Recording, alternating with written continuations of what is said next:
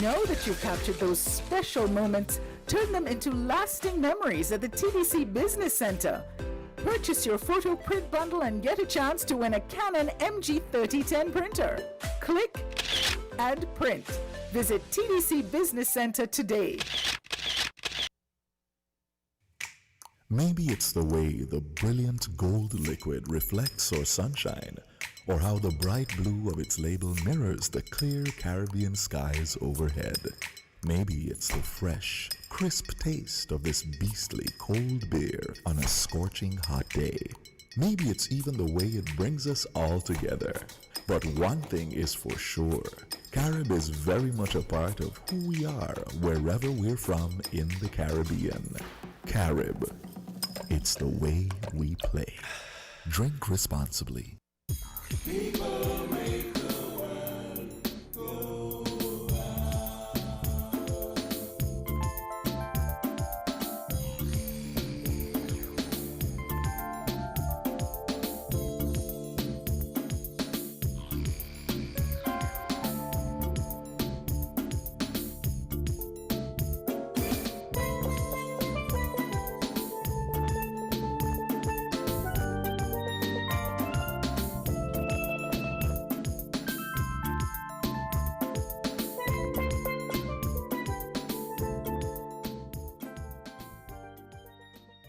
Good morning, St. Kitts and Nevis. It's a beautiful Saturday morning here in St. Kitts and Nevis, and you're listening to 1FM 98.9. Of course, I'm your host for today's edition of Inside the News. I am Devon Cornelius. Let me say good morning to all of you joining via radio, those of you who have joined via the internet, and of course, those of you joining via whatever social media platform. Good morning, and thank you so much for tuning in. Now, I would want to use this opportunity just to give you some quick updates on what is happening here in St. Kitts and Nevis. And of course, for the next hour and for the latter part, we will be having discussing some of the new measures that were announced by Prime Minister Dr. Harris at his address last evening at 8 p.m. So we're going to be looking at some of these new measures. Now, just to give you an update as it relates to the COVID-19 situation, this is the St. Kitts and Nevis COVID-19 situation report number 456, and according to this report, we identified 3 additional cases of COVID-19 within the last 24 hours. This was posted yesterday. Active cases now stand at 313. Number of cases for St. Kitts, 413. Number of cases for Nevis, 15. Recovered cases, 112. To date, St. Kitts and Nevis has confirmed 428 positive cases. We have had 3 deaths since, and negative results stand at 20,172. So that is the COVID-19 situation report posted yesterday, Friday, June 25. Also, we have the vaccination report as of Friday, June 25. So to date, 14,047 people have been fully vaccinated against the coronavirus disease. 36,632 total doses administered. Doses for Nevis stand at 8,391. Doses for St. Kitts stand at 28,241. Just for information's sake, there will be a special COVID-19 press briefing. A special COVID-19 press briefing this afternoon at 5, same time, same place, on the social media platform. So this is just to update you as to what has happened and will be happening throughout the course of the day. But again, let me say good morning and thank you guys so much for tuning in. So last evening, the Prime Minister addressed the nation, announcing a number of stringent or more stringent measures, COVID-19 control and prevention measures, because of the developing situation here in the Federation of St. Kitts and Nevis, particularly on the island of St. Kitts. And so a number of new measures were announced. And so if you can just permit me some time to explain and go through these measures that were announced. Of course, I'm going to open the phone lines later on in the program, and I'm going to allow you to call in and pose your questions, and I would try my best to assist you as best as possible. So, as it is now, there is a 24-hour lockdown that will take effect from 6 p.m. Sunday, June 27 to 5 a.m. on Thursday, July 1 for the island of St. Kitts. So effective Sunday, you are going to go into a 24-hour lockdown, which is, in other words, a complete lockdown. Total restricted movement. That lockdown will end on Thursday. So between Sunday and Thursday, there will be a complete lockdown. And only essential workers, only for medical emergencies will you be allowed to leave your house. But as the Prime Minister said, this measure is to stop the movement of people, which will ultimately stop the movement of the virus. Now, on Thursday and Friday, which is July 1 and July 2, those days will be limited movement for limited operation of essential services. So basically, if you have to move, you will be allowed to move. Essential services would be if you have to go to the pharmacy, if you have to go to the supermarket to stock up on supplies for your household, and those other essential movements. Now, this will take place on both Thursday and Friday of next week, which is July 1 and July 2, and that will be from 6 a.m. to 6 p.m.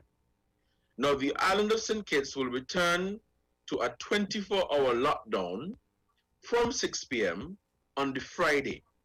So after you are out on the Thursday, July 1 and 2, you're moving about, making your shopping and doing essential movement only. Effective Friday, July 2, you will go into another complete lockdown. And this will run until Saturday, July 3, through to Thursday, July 8, for the island of St. Kitts only. Now, Thursday, July 8 and Friday, July 9 will see limited movement from 6 a.m. again to 6 p.m. The island of St. Kitts will return to a 24-hour lockdown on Saturday, July 10th, and Sunday, July 11th. So you'll be allowed these days, these 2 days, or 4 days rather, which will be July 8th and 9, and July 1 and 2. These days, only if you have to move will you be allowed to move. If you have to go to the supermarket, you'll be allowed to do so. And of course, later on today, when they have the special COVID-19 briefing, the Superintendent of Police, Colonel Henry, I assume that he will be using that opportunity to explain to people how that will be conducted. I assume and presume that it will be similar to how it was last year, where you will be allowed to move via zones. So it will be something like zone 1, zone 2, zone 3 for this particular hour. Now, I don't know if that is for sure, but I'm just making a prediction here. Now, the state of emergency that was declared on June 15th remains in place for both St. Kitts and Nevis. The state of emergency remains in place for the Federation of St. Kitts and Nevis. Just to update you, an emergency sitting of the National Assembly will be held on Monday, June 28, to extend the state of emergency. So Parliament will be held on Monday, that's the National Assembly, And that is where they're going to go to extend rather the state of emergency. Everything remains the same for the island of Nevis. Nothing changes. Everything remains the same for the island of Nevis. However, later on today, they're going to issue the SROs. And so I will want to encourage you to take some time to review the SROs, specifically for the island of Nevis, just to make sure that you understand what is expected of you and to make sure you know exactly what you're supposed to do. But everything remains the same for the island of Nevis. Now some people have been, if I may pause here for a second, some people have been questioning why the lockdown only applies to St. Kitts. And I don't understand why that would be a question. I must be frank. Now, as it is now, the Federation of St. Christopher and Nevis is battling the outbreak of coronavirus disease. However, St. Kitts has been mostly affected, where a vast majority of the cases have been identified on the island of St. Kitts. And so the federal cabinet made the decision to implement this 24-hour lockdown for the island of St. Kitts. Now, on June 12, the Premier of Nevis, Mark Brantley, announced some measures for the island, which included restricted movement between both islands. And so only if you are an essential worker will you be allowed to come to Nevis or to go to St. Kitts. When you go to the pier in either Bastia or Charlestown, the ferry services are service, because in this regard there will only be one ferry operating, which will be MV Mark Twain. They will ask you to present proof that you are an essential worker. Now, proof that you are an essential worker must come from the Commissioner of Police. You will be asked to present a proof of ID to show that, okay, this is who you are, and proof from the Commissioner of Police that you have been exempted, specially approved or specifically approved to move between both islands because you have been deemed essential. So you can't come to Nevis or you can't go to St. Kitts because you want to buy something or you want to pick up something. No, that is not allowed. Unless it is essential, you are not allowed to do so. And if you attempt to do so, you will be asked to present proof of ID. Now, as it relates to the water taxis, the smaller ferries that would carry less than 30 people, those ferries have suspended their operations until further notice. However, they are doing charters. And so,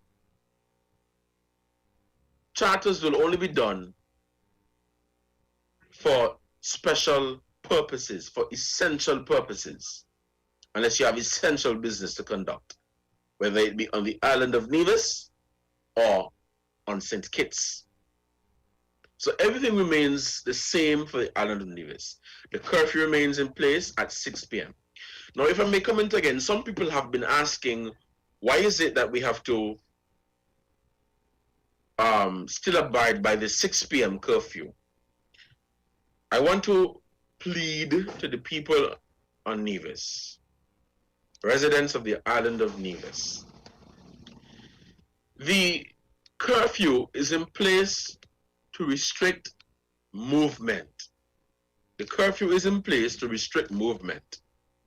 And so, while we are not yet out of the woods, yes, Nevis may not have as much cases as the island of St. Kitts.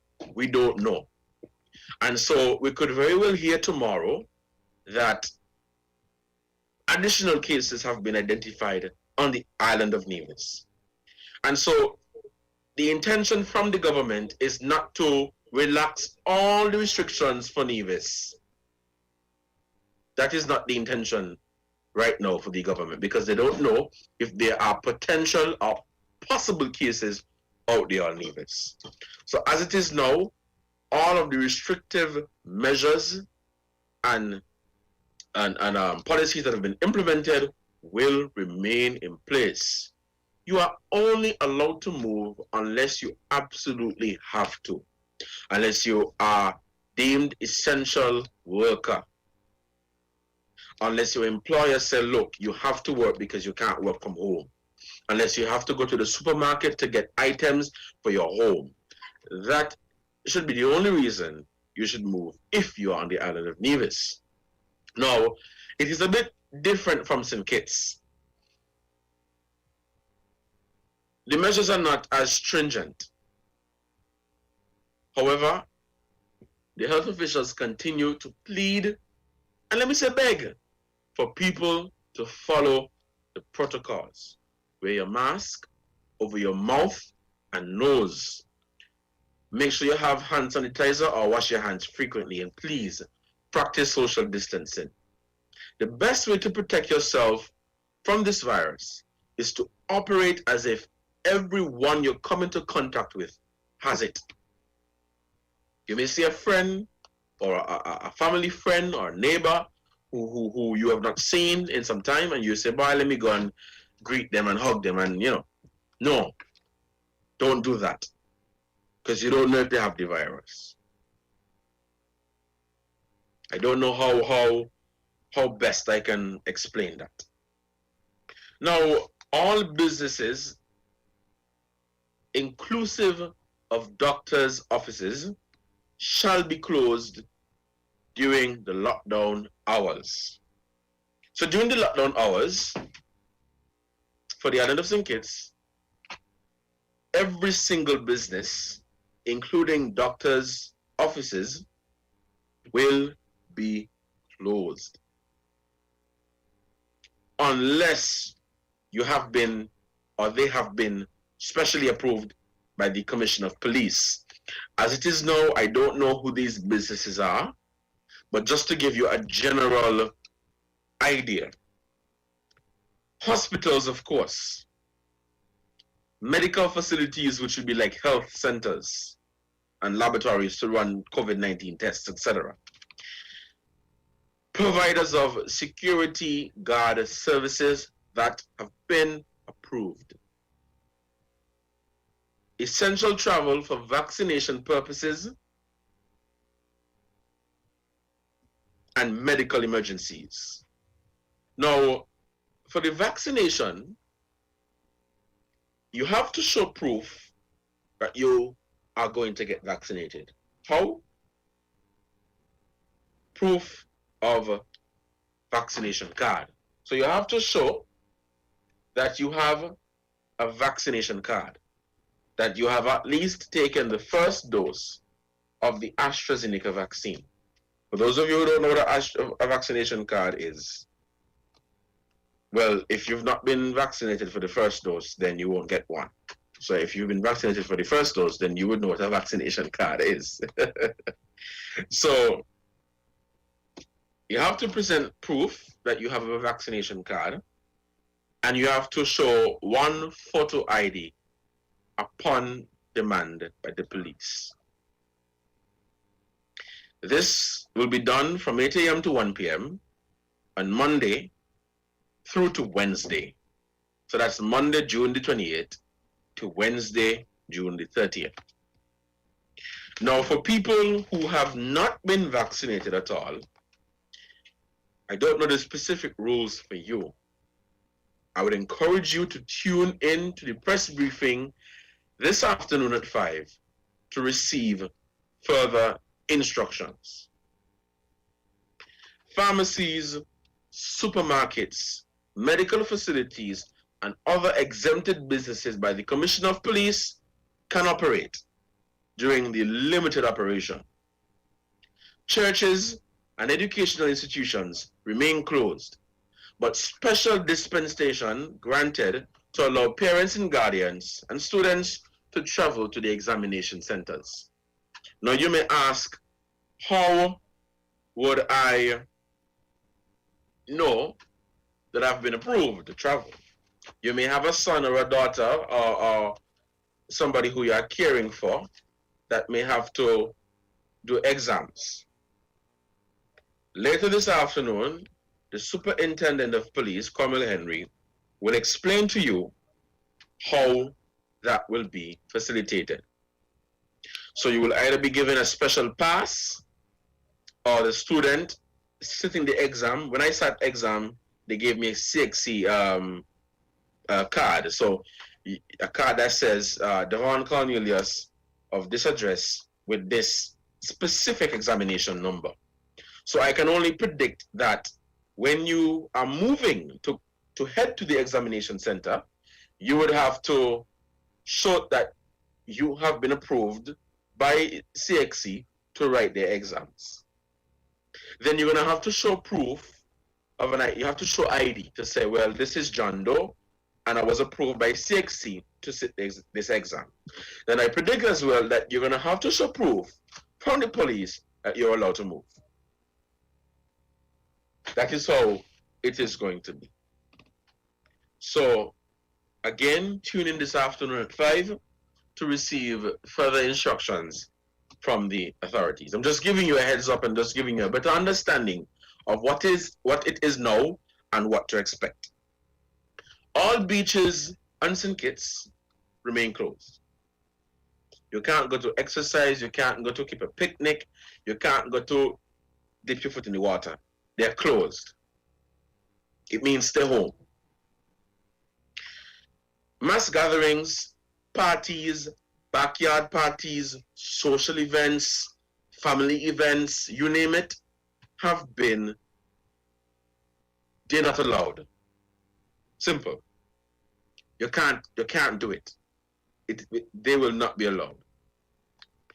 All liquor licenses in the Federation of St. Christopher and Nevis have been suspended. You can't sell rum if you have a liquor license. The reasoning behind this is because they're trying to limit the movement in bars. Because if you allow bars to sell alcohol, then people are going to congregate. And then these people are going to get tipsy or drunk. And they won't know how to social distance. They definitely don't want to wear a mask. And that will totally contravene the preventative and control measures for COVID-19. However, if you run a bar and you sell food, you can do so. But you are not allowed to encourage people to congregate in that bar. If you run a bar and you're selling drinks, they come, they buy the drinks, and they go. They are not allowed to congregate in the bar. When they come inside of your establishment, they must wear a mask. They must hand sanitize. You must check their temperature. You must get their name and their address. In the event, the public health team has to conduct contact tracing. Farmers and fishermen will be given special consideration during the days of limited operation, which is July 1 and 2 and July 8 and 9. So every single other day within this period, if you're a farmer or a fisherman, then stay home. Stay home. Of course, listen to the press briefing this afternoon. You will be given specific instructions. Because I know in the case for farmers, you may have to go to look after your livestock and water your plants. But you will be allowed, I think, similar to what we had last year, maybe 2-3 hours to do so and head right back home. But you have to show proof that you've been allowed by the police. So in a nutshell, a 24-hour lockdown is in. But what is happening now in Nevis will remain the same. Again, I encourage you to please Just follow the protocols. We have to live with COVID. And for those of us who do not support a lockdown, in order for you to prevent a lockdown from happening, stay home. It's simple as that. And only move when you have to. And if you have to move, if for some reason you have to go somewhere, for God's sake, wear a mask. Please, wear a mask. Some people are of the opinion that this situation is not real, and the government is lying, and the government is making up these cases. That is absolutely ridiculous. That is absolutely ridiculous. Nobody is going to come and tell you that they have 300 cases in a month just to make you feel frightened. No. Remember, governments have to report to international bodies. We have to report to the WHO. We have to report to the Pan American Health Organization. We have to report to CARICOM and OECS. You just can't come and say you have 300 cases of COVID. That's not possible. The reason why I believe some people think that these cases are not real is because last year, or prior to May 19th, we enjoyed a sense of normalcy. And all of us had this belief that COVID is not here, and COVID will not come, and we are safe. Well, COVID is here. It is here. So please protect yourself. I'm going to take this short break. We're going to say thank you to the sponsors for this program. And when we come back, I'm going to further explain these measures. I'm going to later open the phone lines as well for you to call in and share your experience with the new measures now. Say how it is now, specifically for people on the island of St. Kitts, and how well do you think you are prepared to go into a lockdown? How well do you think you are prepared to provide for your family during these lockdown hours? Let's take the short break. We're coming right back. If you need protection, you need one who you can trust. To secure your investment, you need one who'll do you just. TDC Insurance, you're the one that you can trust. TDC Insurance, you're always safe with us. TDC Insurance is your go-to insurance company for all your insurance needs. We take pride in offering you the best solutions and ensuring our customers are fully satisfied. TDC Insurance, we take good care of you, guaranteeing you peace of mind. You're always safe with us. Maybe it's the way the brilliant gold liquid reflects our sunshine, or how the bright blue of its label mirrors the clear Caribbean skies overhead. Maybe it's the fresh, crisp taste of this beastly cold beer on a scorching hot day. Maybe it's even the way it brings us all together. But one thing is for sure, Carib is very much a part of who we are wherever we're from in the Caribbean. Carib, it's the way we play. Drink responsibly. People make the world go round.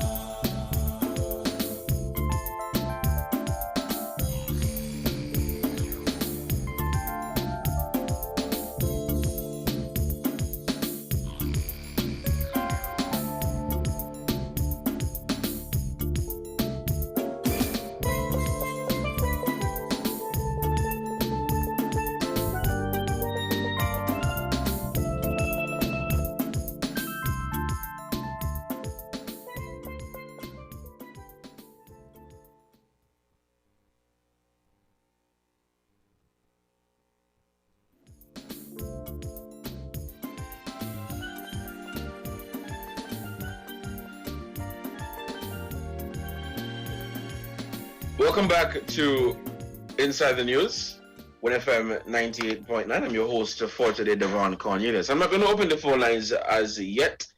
I am going to just continue quickly. For those of you who just tune in, the numbers to call are 466-0989-762 and 662. I'll indicate when I'm going to open the phone lines. But just to further, I want to make sure people really understand what is expected of them and respect the decision that was taken by the cabinet to localize the measures for St. Kitts.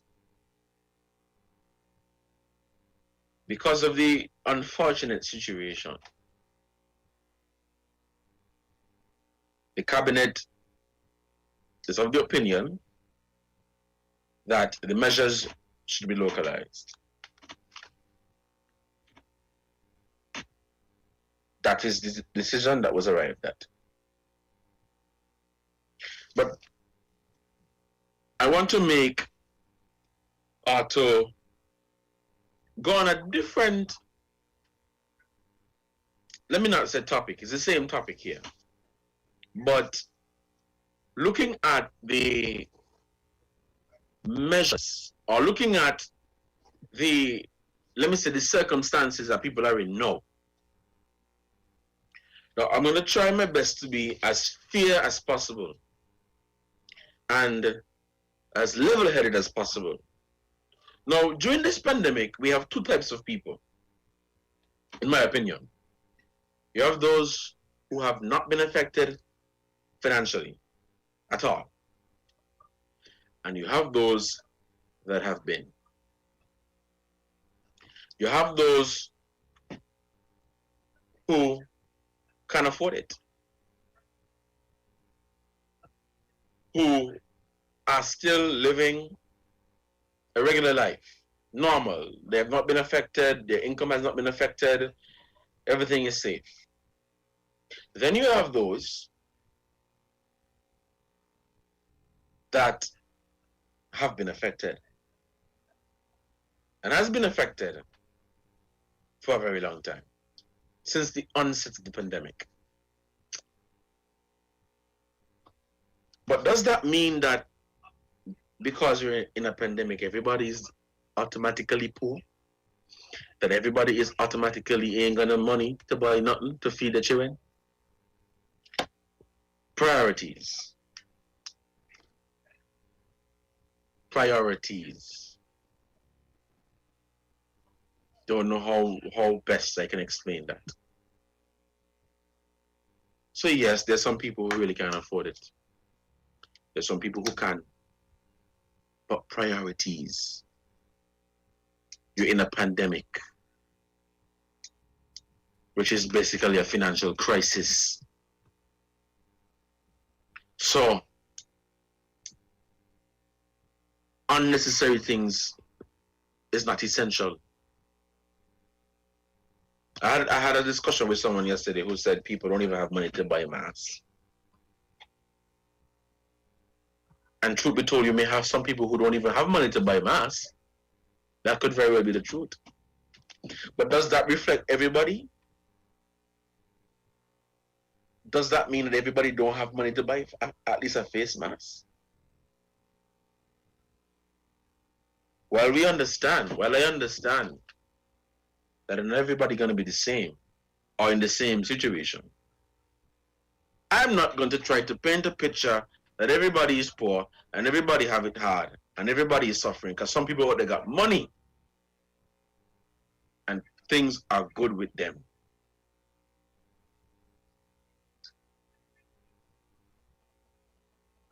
It doesn't mean that they have a bad plan of money. It doesn't mean that things can't change for them. But it's priorities.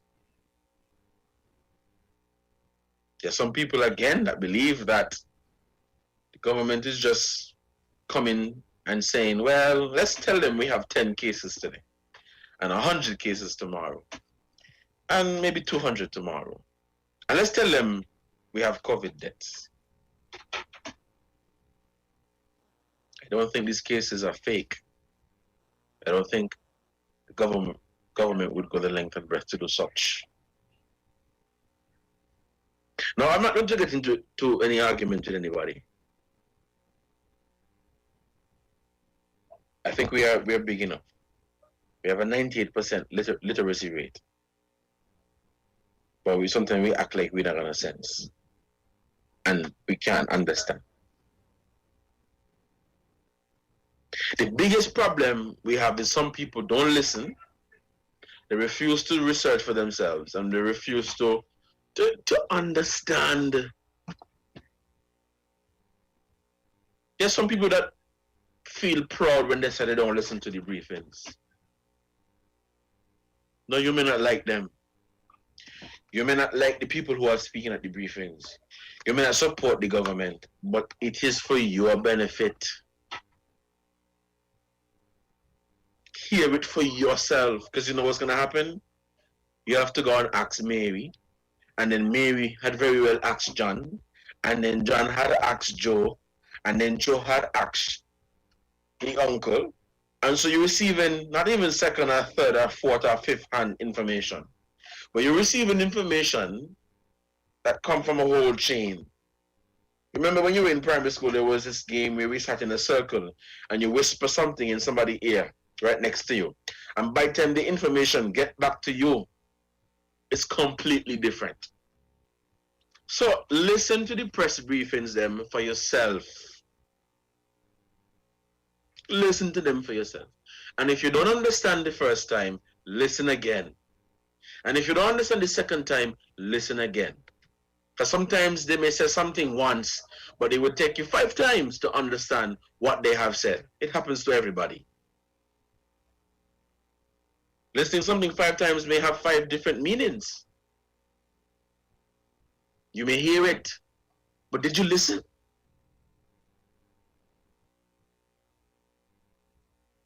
Did you listen?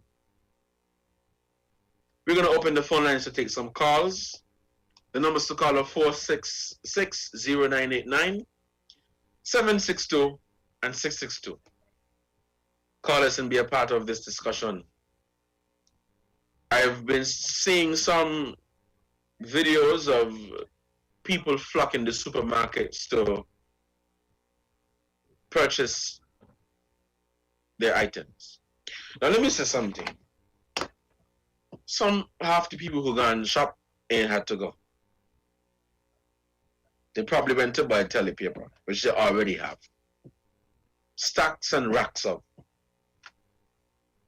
Lord, if you don't have to go to the shop, don't go.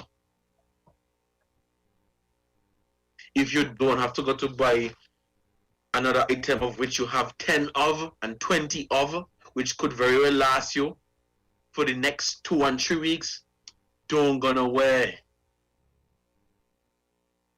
That is all the government is saying. And for large households of 5 and more, only send 1 or 2 people. We have a call. Let's take this call. Caller, good morning. You are on the air. Greetings. Yes, good morning. Information flowed on the program so far. We are quite aware, that it ain't everybody in the economic crisis, because the class system is dictated by money, upper class, lower class, middle class, money do that, So we're quite aware of that. But we always, bear in mind the folks who are in the lower class, the lower bracket, Yeah, it's a reality, and we have to make sure that we keep such people in mind with everything that we do. Everything. The lockdown, let me say, I'm not in for the lockdown. We are going through a crisis, and they say lockdown is a solution, but I don't see it as a solution, Somewhere along the line, the ball was dropped somewhere. And unfortunately, it happened, and everybody have to just be paying for it, Concerning the flocking, the market settings, even though we know said there was an aim to move the people off of the Great soon, them, but make me go and talk. And the people them move. What we seeing at the market, instead of avoiding the pack up, the jam up, we see in the market encouraging it. Perhaps at a time like this, the people them should have been on the road still, so that the crowd can be thinner. People can just do what they're doing quick and go about the business. That's how we see it, you know. Because we see long line at the market, people jam up, and we see it all inside. People jam up. Yeah. Very fortunately, them have on masks. But the pack up still a go on, you know. Pack up still a go on. What we like to do to see we talk is to wish everyone all the best within this crisis. Blessed love.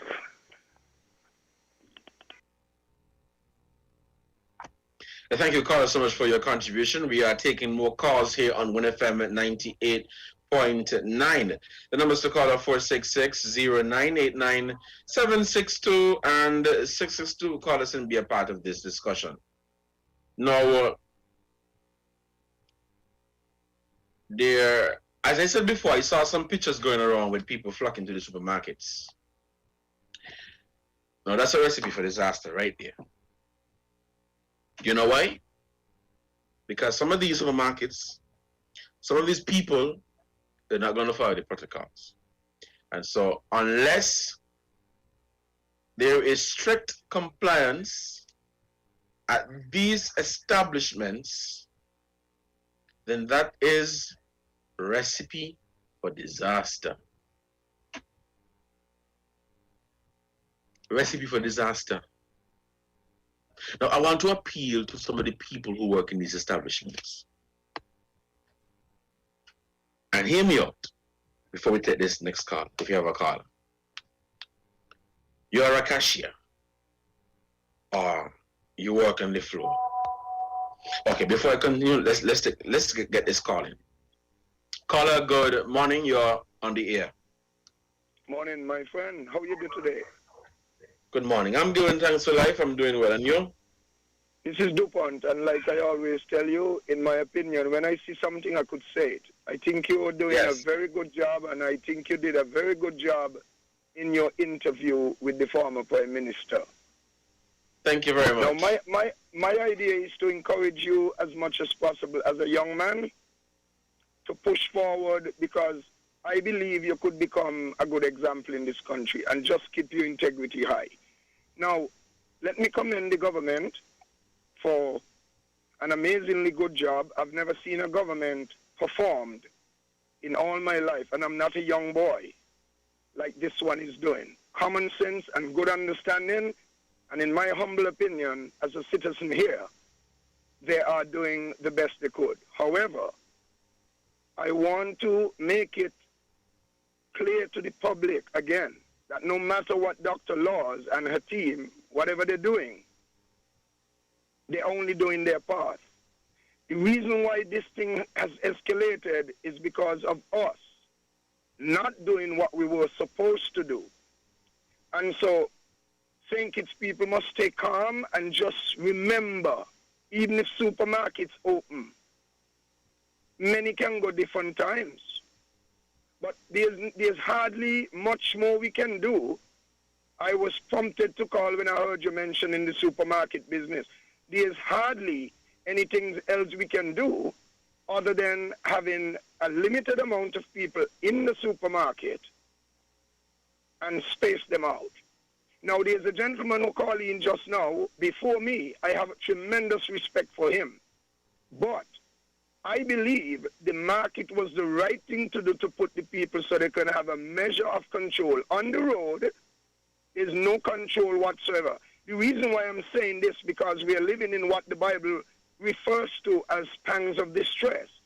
So no matter what the officials do, it's always going to be a problem to some. But let me explain quickly so someone else could get a chance with the market situation.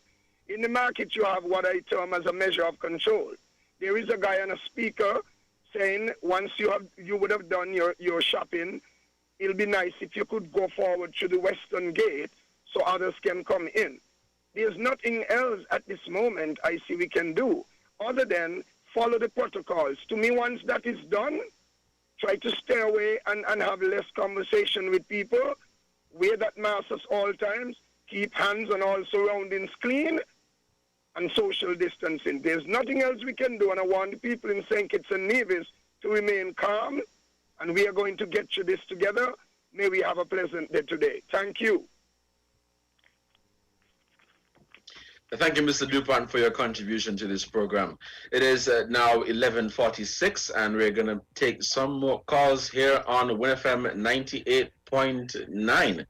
You're listening to Inside the News. I'm your host for today's edition of Inside the News, Saturday, June 26, 2021. I am Devon Cornelius. Thank you guys so much for tuning in. We are still taking your calls. The callers today and be a part of this discussion. So it's really intended for people to have a better understanding of what is expected of them and people really following the protocols. We have a caller. We're going to take this call. Caller, good morning. You're on the air. You may go ahead. Good morning, Mr. Cornelius. I see you. Good morning. How are you?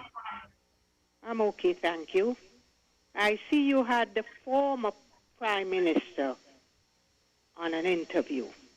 When are you going to have the present PM on an interview regarding his plans for after COVID?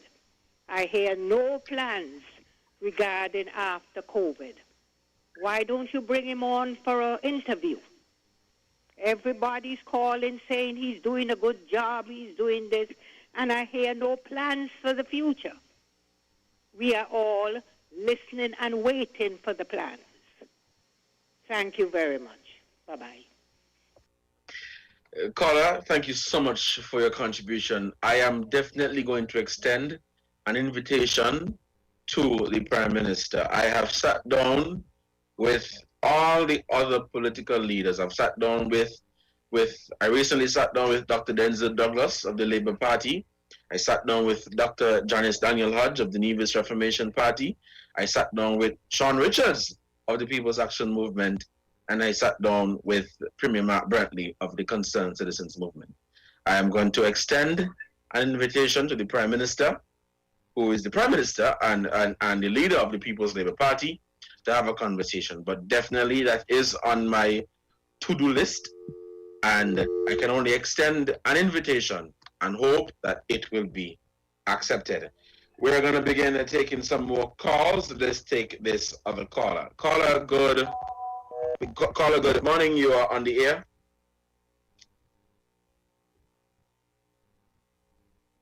Okay, we seem to have lost that call. We're still taking calls here on Inside the News. It is 11:49. We're going to wrap up at 12 for the headline news, and we're going to be back at 12:30. I'm going to take as much calls as possible before we take a break. We have another caller on the line, so we're going to bring this call in. Okay, no call at this time. We're having just a bit technical difficulties there. Okay, let's take this call. We have a caller. Caller, good morning. You are on the air. Yeah, just to back up with what the lady said a while ago. Very nice. I would like you to have Dr. Harris as a guest, but I want the people in St. Kitts to know that the moments and the times that we are living in, the Bible said the conclusion of the matter, everything having been heard is to fear God and keep his commandments. For the future, we don't know. And Dr. Harris cannot come and give you nothing for the future. The future is gloomy. What we have to do in St. Kitts and Nevis is put more trust in God. It's a reminder that God is still around. And another significant aspect of life that is lacking in our country, we have not learned to deal with each other the way we should. We don't show enough love. We borrow money from people, we don't pay them back. The workman who is working on our car thief our parts. Things like those. The carpenter rip us off building cupboards. The painter thief the paint. The conclusion of the matter is to fear God, and God will guide us and help us through any storm. So please hurry up and bring the Prime Minister.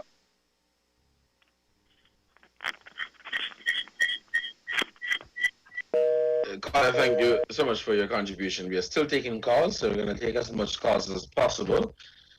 right up until 12 o'clock. It is 11:51, and you're listening to Inside the News on 1FM 98.9. Don't forget to share our on Facebook and YouTube. Thank you guys so much for tuning in. Now, these are different times. These are different times, and we really have to adapt to the changes. We have to adapt to the changes. Don't be ignorant and say you're not going to follow the protocols and then blame somebody because you catch COVID. Don't do that. No, yes, somebody dropped the ball because prior to May 19th, or prior to that period in May, early May, we were doing fine. It will, in my opinion, after, looking from an outsider looking on or looking in, we were doing fine. The cases were low. Everything felt normal. Up to a point where some people had just stopped wearing masks because everybody felt that sense of normalcy. Everybody felt like, man, we're safe, we're good, We're getting back to normal. Businesses were reopening. People were making money again. That is how it felt. But somebody dropped the ball. Somebody dropped the ball. I wasn't there, so I don't know who, so I can't say who. I can't accuse anyone. I can't claim and say, well, it is him or her. But does that say we are to be complacent too and not compliant? Does that say because they made that mistake, we're going to make one as well? Treat your home as an island, or as a country. Treat your home as a country. And let me explain what I mean. Close the borders for your home. Put in place restrictive measures. Protect yourself. Let's take this other caller. Caller, good morning. You are on the air. Yes, good morning, Mr. Host. Mr. Host, I believe, that unless God keeps the city, the watchman watching vain, and unless the Lord builds a house, they labor to build it. And I must commend those charged with responsibility in dealing with this pandemic in the health department. They work very hard. And when I look at hundreds of students who came back from overseas to attend the Ross University, and, they came from various places at spot and things. And it was a well-done job to have all of these students taken from the airport to the Ross University premises where they have their dormitories. And, it was remarkable. They were tested and tested. They was down there secured. And, nothing is perfect. Nothing is perfect, but I want to tell you this. I heard over and over. Then, as you rightly said, everything was good. That no corona in St. Kitts. And so people were living in a kind of a careless way. Because I can tell you, sometimes I leave me home and I'm an old fella, I try to go down the road to catch a bus. And when I reach down the road, I forget my mask. So I have to turn back to get my mask. And when I go back down, I catch the bus, get into the bus. People inside there without mask. The driver himself without mask. And I always believe, Mr. Host, that When people are saying, oh no, Corona is thinking, our borders are there, people could come in overnight. As I said already, nothing is perfect. You see some people came in over keys.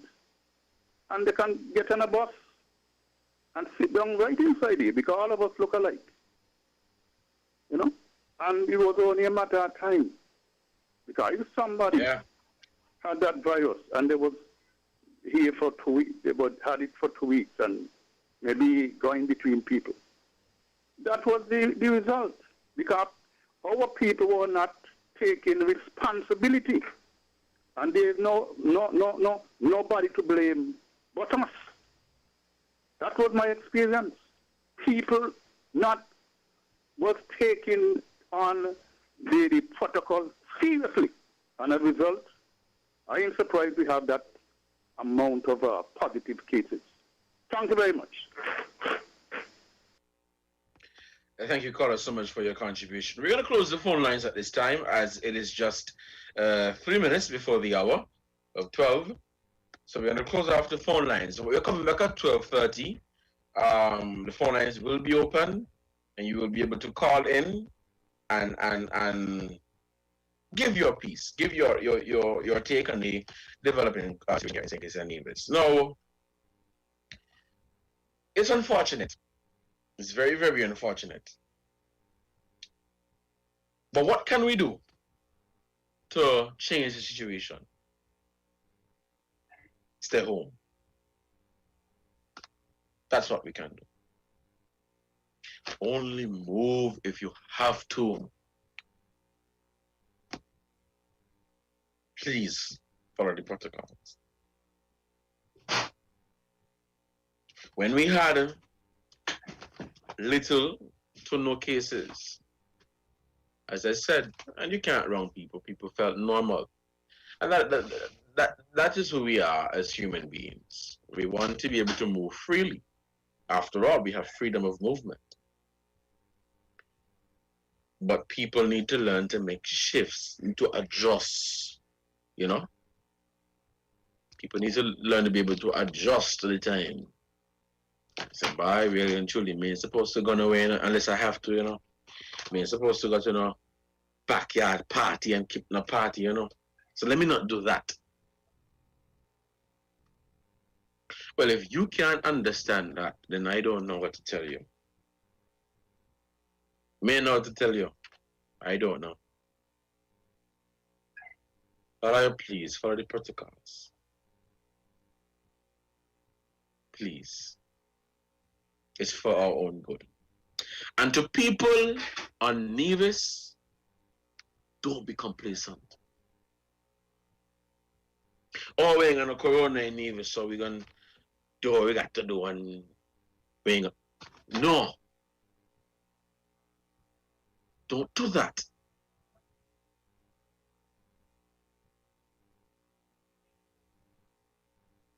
We're big people, we're supposed to understand. Sometimes we get upset when they come at the briefings and they get on bad. Sometimes it just be out of order and out of place and unprofessional. I will say it now, and I will apologize for saying it. But if you ain't want nobody to talk to you like that, Lord, I must listen. Listen. It's 12 o'clock.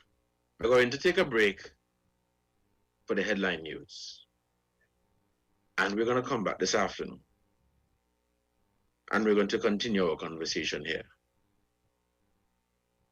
So this conversation is about to get very interesting. So tune in at 12:30. We'll be back for the second part of this program. Thank you guys so much for tuning in. And please, if you are home, stay home unless you have to go out. Let's take this break. We'll be right back.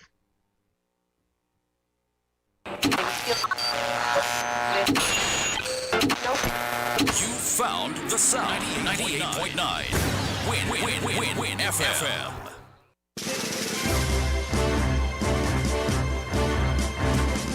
We now bring you the headline news. The headline news is brought to you by Caribbean Alliance, The Grange, KDP Enterprises, Carib Brewery and Development Bank.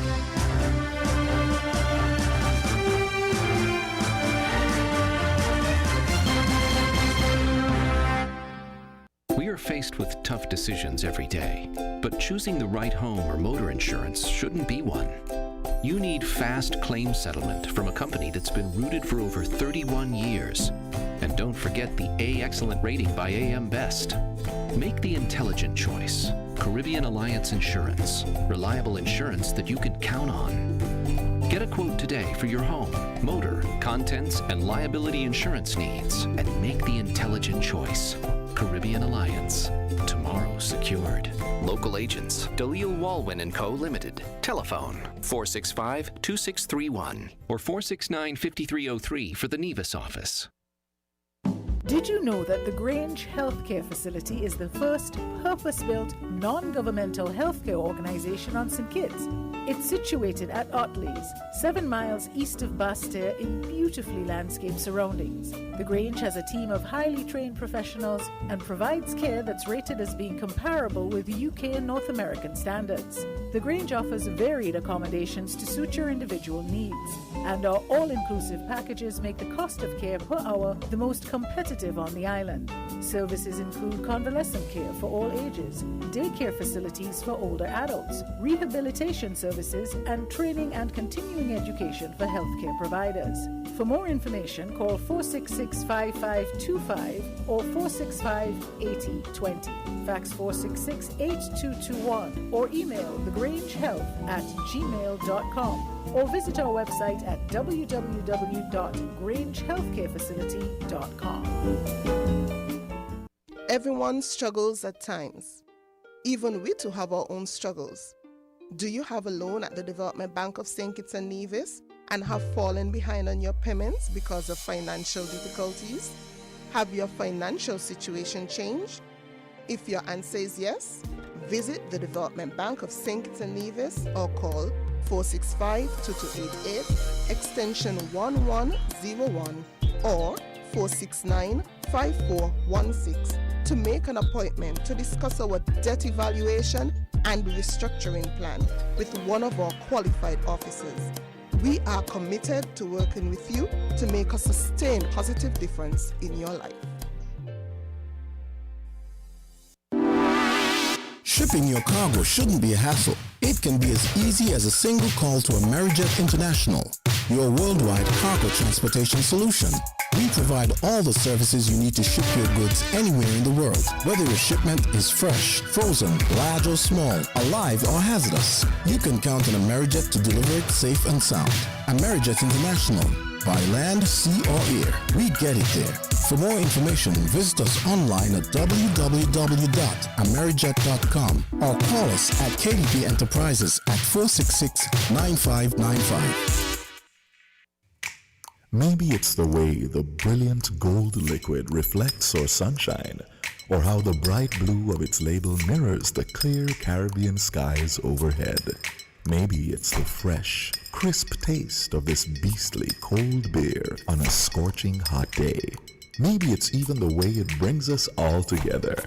But one thing is for sure, Carib is very much a part of who we are wherever we're from in the Caribbean. Carib. It's the way we play. Drink responsibly.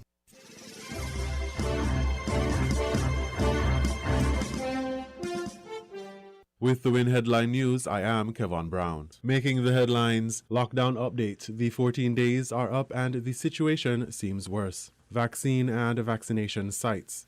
US $950,000 invested in St. Kitts Nevis Coast Guard vessels. Attorney General Vincent Byron is explaining some of the measures in the new emergency measures announced by Prime Minister Dr. Timothy Harris. Internationally, a judge in the U.S. city of Minneapolis has sentenced the former police officer, Derek Chauvin, to 22.5 years in jail for the murder of George Floyd. Now, the details.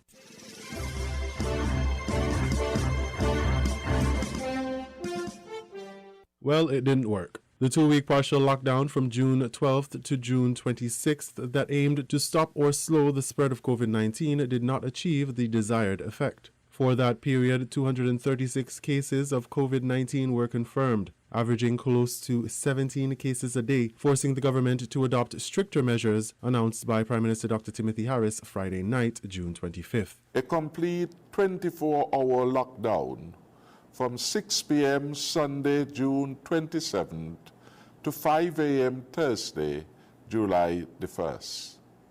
On Thursday, the 1st July, and Friday, July 2nd, there will be limited movement for limited operation of essential businesses from 6 a.m.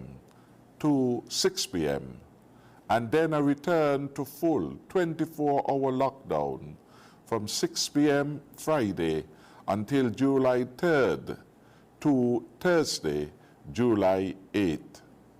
We will again have limited movement for essentials on Thursday, July 8th, and Friday, July 9th, from 6 a.m. to 6 p.m. on both days, and return to a 24-hour lockdown on Saturday the 10th and Sunday the 11th of July, said Dr. Harris during his address to the nation.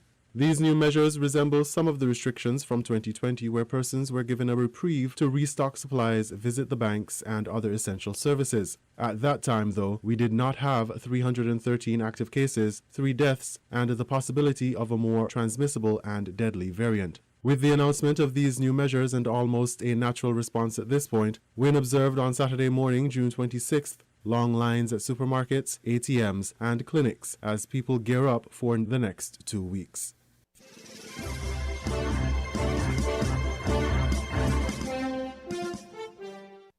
Although it was announced by Dr. Harris that vaccination sites were considered essential travel between 8 a.m. and 1 p.m. from Monday, June 28th to Wednesday, June 30th, the expiration date for the vaccines, the lines at the Newtown and Bastyr health centers were still noticeably long on Saturday morning, June 26th.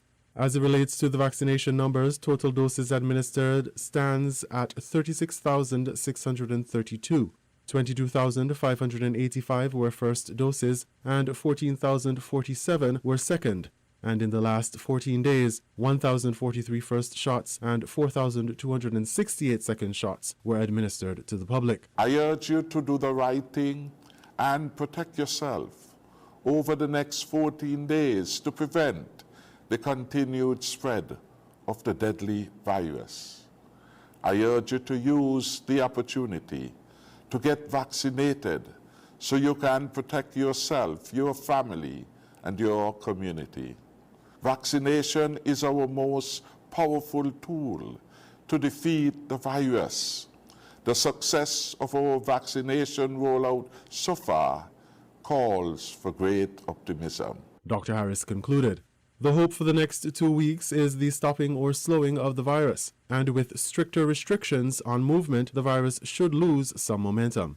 Remember, the virus can only survive as long as its hosts move and interact with others. We are its hosts.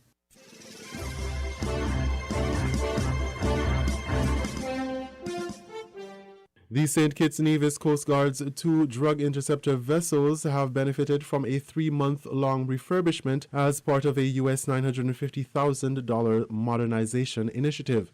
The upgrades were completed on Wednesday, June 23rd, and were made possible through the U.S. State Department's Caribbean Basin Security Initiative's Foreign Military Financing Program and the U.S. Southern Command. Quote, both vessels are now even more capable to fulfill the organization's operational needs as we continue to ensure our maritime borders and territorial integrity of the Federation are secured, St. Kitts Nevis Defense Force Coast Guard Commander Major W. Andrew Bass said, according to a press release from the U.S. Embassy in Barbados. The Safe Boat midlife upgrade included a complete vessel overhaul, new engines, and a spare parts package to ensure continued operations. Work was conducted by Safe Boats International technicians, the Caribbean Basin Security Initiative's Technical Assistance Field Team, and Naval Sea System Command. The project will strengthen St. Kitts and Nevis's ability to conduct maritime patrols and protect its coastal waters. Quote, as part of the U.S. Embassy's commitment to the regional security system member states, We see these recent maritime upgrades as critical to supporting an important security partner like St. Kitts and Nevis and its ability to protect its territorial waters, counter illicit trafficking, and combat transnational criminal organizations, reported Deputy U.S. Military Liaison Office Chief Lieutenant Colonel Shane Moran explained. The United States originally provided the 2 safe boats to St. Kitts and Nevis as part of the Caribbean Basin Security Initiative for Military Financing grant in 2012. They are part of the U.S. Embassy's U.S. Caribbean strategy, which focuses on cooperation in the areas of security, health, energy, education, economic prosperity, and diplomacy.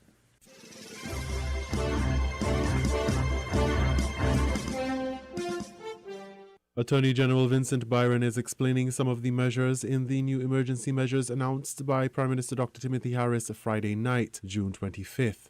You said that the health centers will be open on 24-hour lockdown days only for vaccination purposes? Only for vaccination purposes. So filling of prescriptions and... No. So, okay, those must be done on the days of limited movement? Limited movement.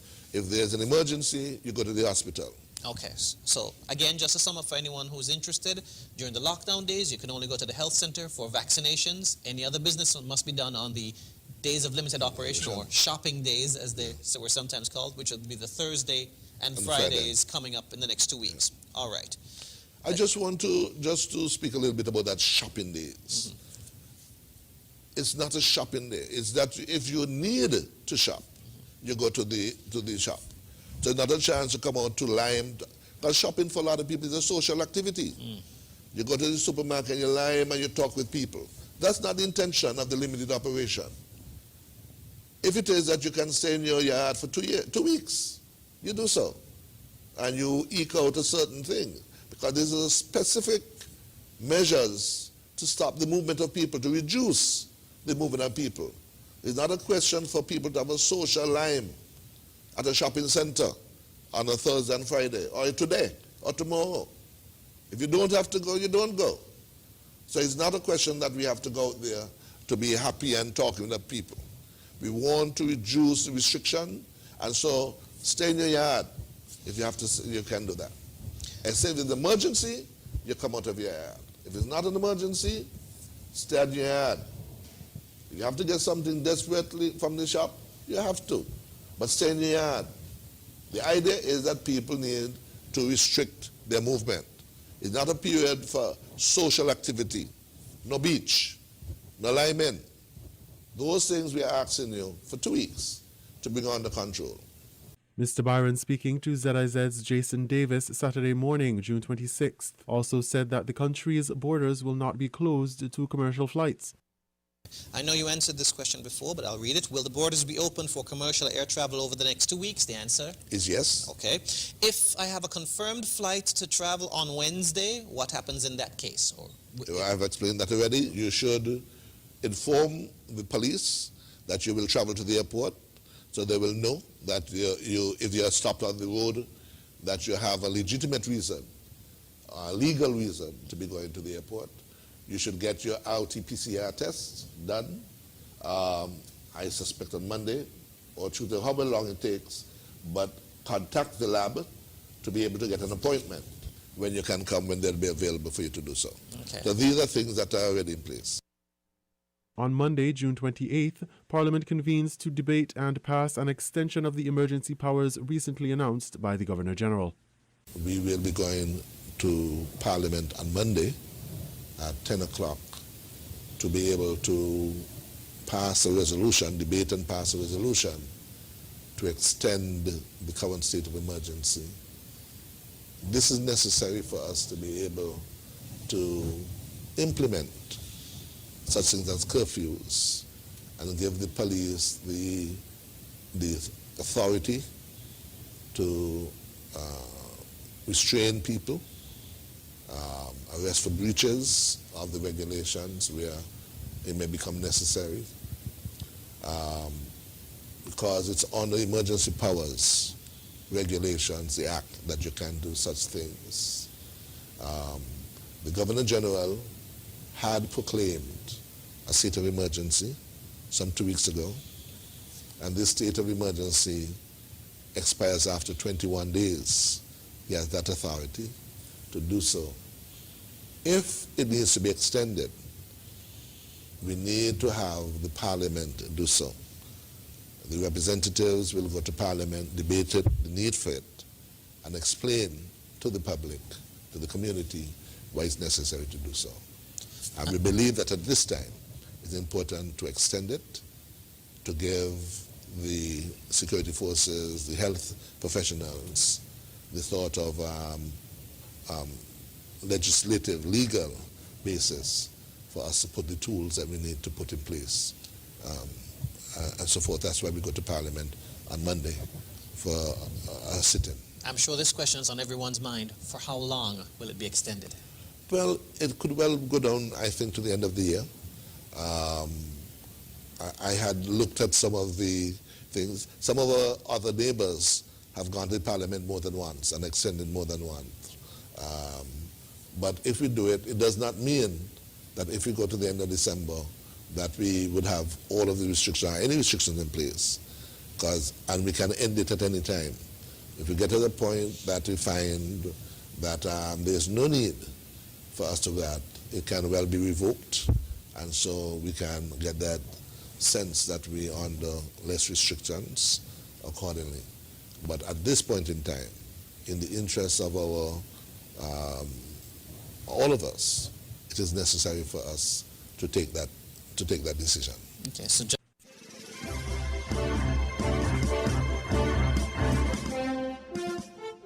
in regional news,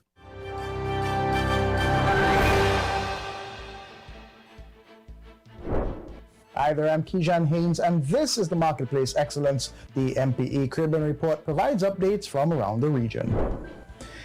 Even as Trinidad and Tobago plans to reopen its borders in the near future, Caribbean Airlines is making major structural adjustments. Until air travel regains its pre-COVID momentum, the flag carrier will scale down its operations to match reduced demand. Cost reductions will be made across the board, including to human resources, its fleet, and route network. 25% of CAL's workforce, or about 450 positions, is expected to be impacted by the changes as the airline works to recover major losses in revenue. The Caribbean Hotel and Tourism Association and the American Society of Travel Advisors have teamed up to strengthen the relationship between travel advisors and the region. The partnership is intended to generate synergies in areas such as advocacy, information exchange, and cross-organizational membership. Vanessa Ledesma, acting CEO and Director General of the Caribbean Hotel and Tourism Association, discussed the development. We are seeing an increased trend in travelers' booking behavior in that they are relying on travel advisors more and more to help them make decisions. This trend gives CHTA members further opportunity to connect with more and new travelers. According to ASTA's insights, 64% of sales generated by ASTA members is for international travel, with the Caribbean trending as the number 2 overseas destination visited, following Europe. No coincidence that 32% of ASTA members indicate the Caribbean as a specialization. Christina Salou is the Membership Director of ASTA. Our job at ASTA is to help generate new business leads and B2B opportunities, helping to expand their reach and increase tourism to the Caribbean. With over 13,000 members and growing, ASTA is the leading trade association for travel advisors, the travel industry, and the traveling public. Our membership represents 80% of the travel sold from the U.S. agency industry. This year's St. John's celebration will feature events designed to encourage participants to experience USVI festivities safely while promoting the Department of Tourism's Division of Festivals Vaccinate to Party Safe initiative. Vendors at the July 3rd Love City Food Fair will showcase local food and arts and crafts, and the island's annual celebration will close out with a Love Fete on July 4th for 400 vaccinated patrons. The musical event will feature top local acts as well as Trinidadian soca artist Patrice Roberts. The USVI commemorates its emancipation from Danish rule on July 3rd and U.S. independence on July 4th. This Sunday, the Island Space Caribbean Museum will host its inaugural fundraiser and global launch dubbed Magic at the Museum. Hosted by South Florida media personality Neki Mohan of Trinidad and Tobago, the program will feature a fusion of Caribbean talent, celebrity, and storytelling. David Mayer is the co-founder of Island Space, which is located at Westfield Broward Mall. For more information, visit islandspacefl.org. Our goals totally are to share the history, the culture, and the heritage of the people and everything that it is to be Caribbean. Virtual launch, Magic at the Museum, will be showcasing some of the story as well as some of the wonderful entertainment and education that we have to share. And it is with total joy that we are moving this forward by sharing with the world. We're hoping to be able to raise funds for the sustenance and to be able to build on what we've started here at the Caribbean Museum. And that's our update for the week. Remember, things change, and the Caribbean Hotel and Tourism Association has a comprehensive list of Caribbean countries and territories that are opening their borders, planning to do so soon, or are changing their COVID-19 travel protocols. So if you're planning a trip, visit CaribbeanHotelAndTourism.com/COVID-19 for more details. We wish you an enjoyable weekend, and please wash your hands, maintain physical distancing, wear a mask, and stay well. I am Kijan Haynes, and this has been the Marketplace Excellence Caribbean Report.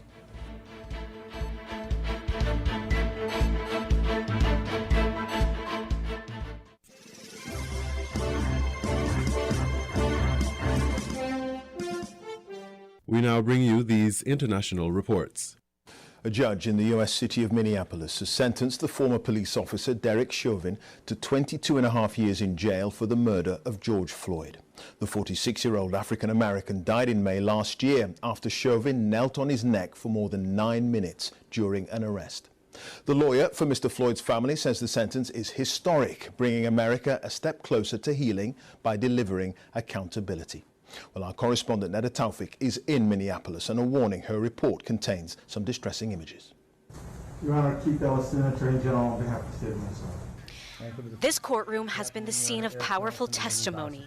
Today, it became a place of closure for the Floyd family. The judge began proceedings by inviting them to speak. Mr. Blackwell, you may proceed with victim input. His daughter, Gianna, appeared first on video.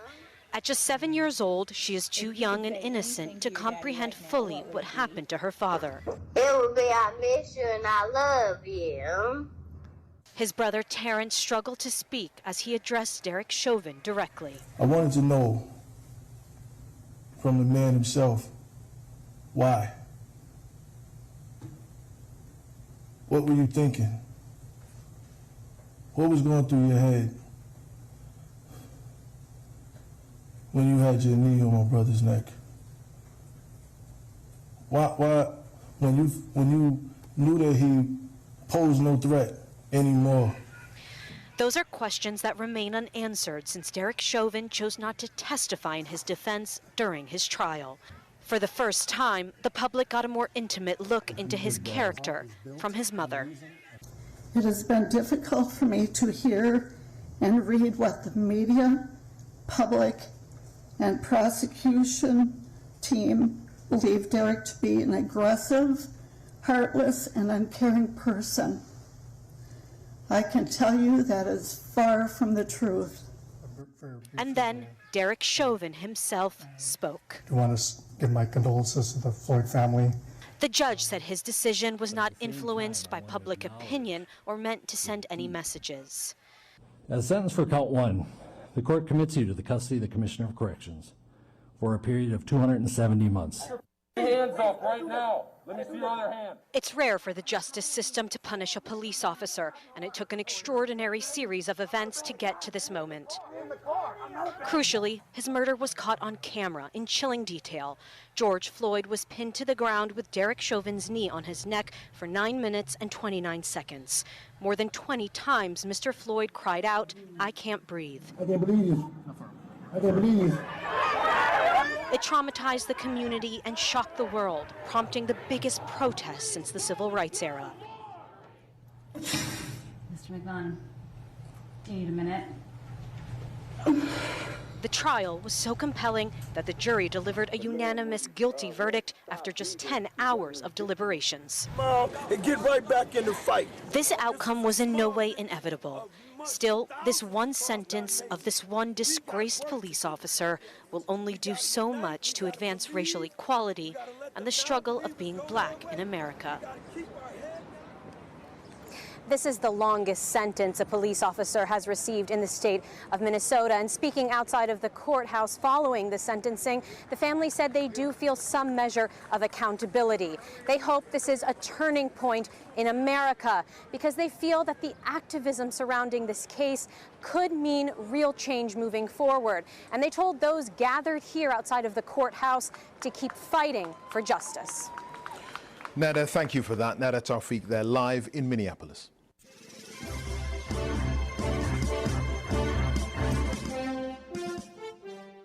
To say the cruise industry was decimated by the COVID-19 pandemic would be an understatement. The first cases hit the Diamond Princess in February last year in Japan, infecting over 700 people and killing 14. As the virus spread to other ships across the world, passengers and crew were stranded at sea, ships were turned away from ports, and an industry worth billions ground to a halt. I'd say the hardest part is being told, pack your bags, get ready, you're gonna possibly go home today, for example, and then that doesn't happen. And you kind of then go, oh, now what's gonna happen to me? With increasing vaccination rates and new safety measures, the industry is hoping to make a comeback.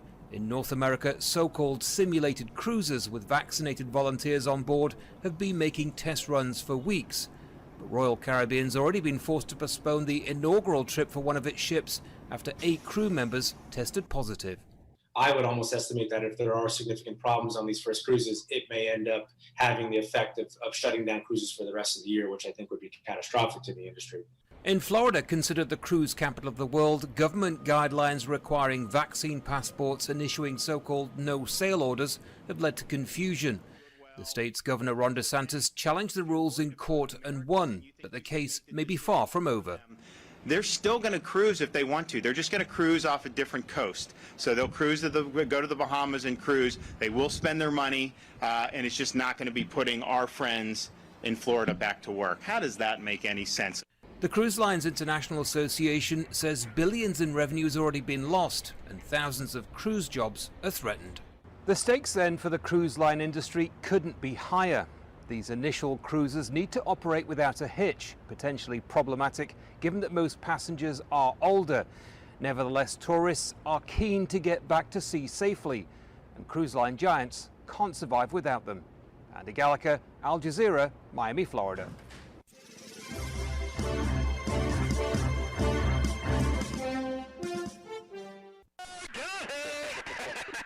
A highly anticipated US government report on UFOs was released on Friday, but the overarching message was a lack of data fails to explain the mysterious flying objects. It included 144 observations of what the US calls unidentified aerial phenomenon, dating back to 2004. We're going against the wind. The wind's 120 knots from the west. The unclassified report marks the first time the US government has publicly acknowledged the unexplained sightings previously seen by military pilots, after decades of deflecting. Among the incidents included cases that previously came to light in the Pentagon's release of video from naval aviators showing unexplained aircraft off the US east and west coasts exhibiting speed and maneuverability exceeding known aviation technologies. The report listed 5 potential categories to explain the sightings, ranging from airborne clutter to natural atmospheric phenomena or foreign adversary systems. One of the incidents was attributed to a large deflating balloon. The remaining 143 cases remain unexplained. Asked about potential alien explanations, one of the officials said, quote, "That's not the purpose of the task force, to evaluate any sort of search for extraterrestrial life." But analysts have not ruled out whether the sightings might be of extraterrestrial origin. It also found that too little data exists to conclude whether they represent some exotic aerial system developed either by a US government or commercial entity or by a foreign powers such as China or Russia.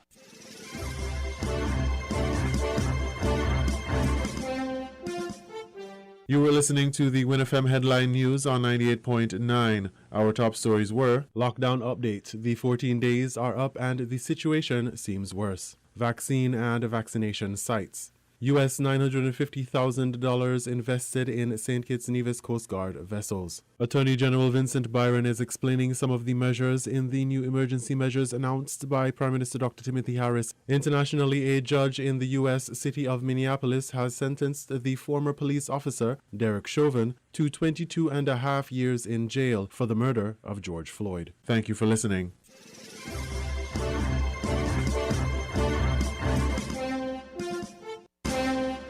That was the WinFM Headline News. The WinFM Headline News was brought to you by Caribbean Alliance, The Grange, KDP Enterprises, Carib Brewery, and Development Bank.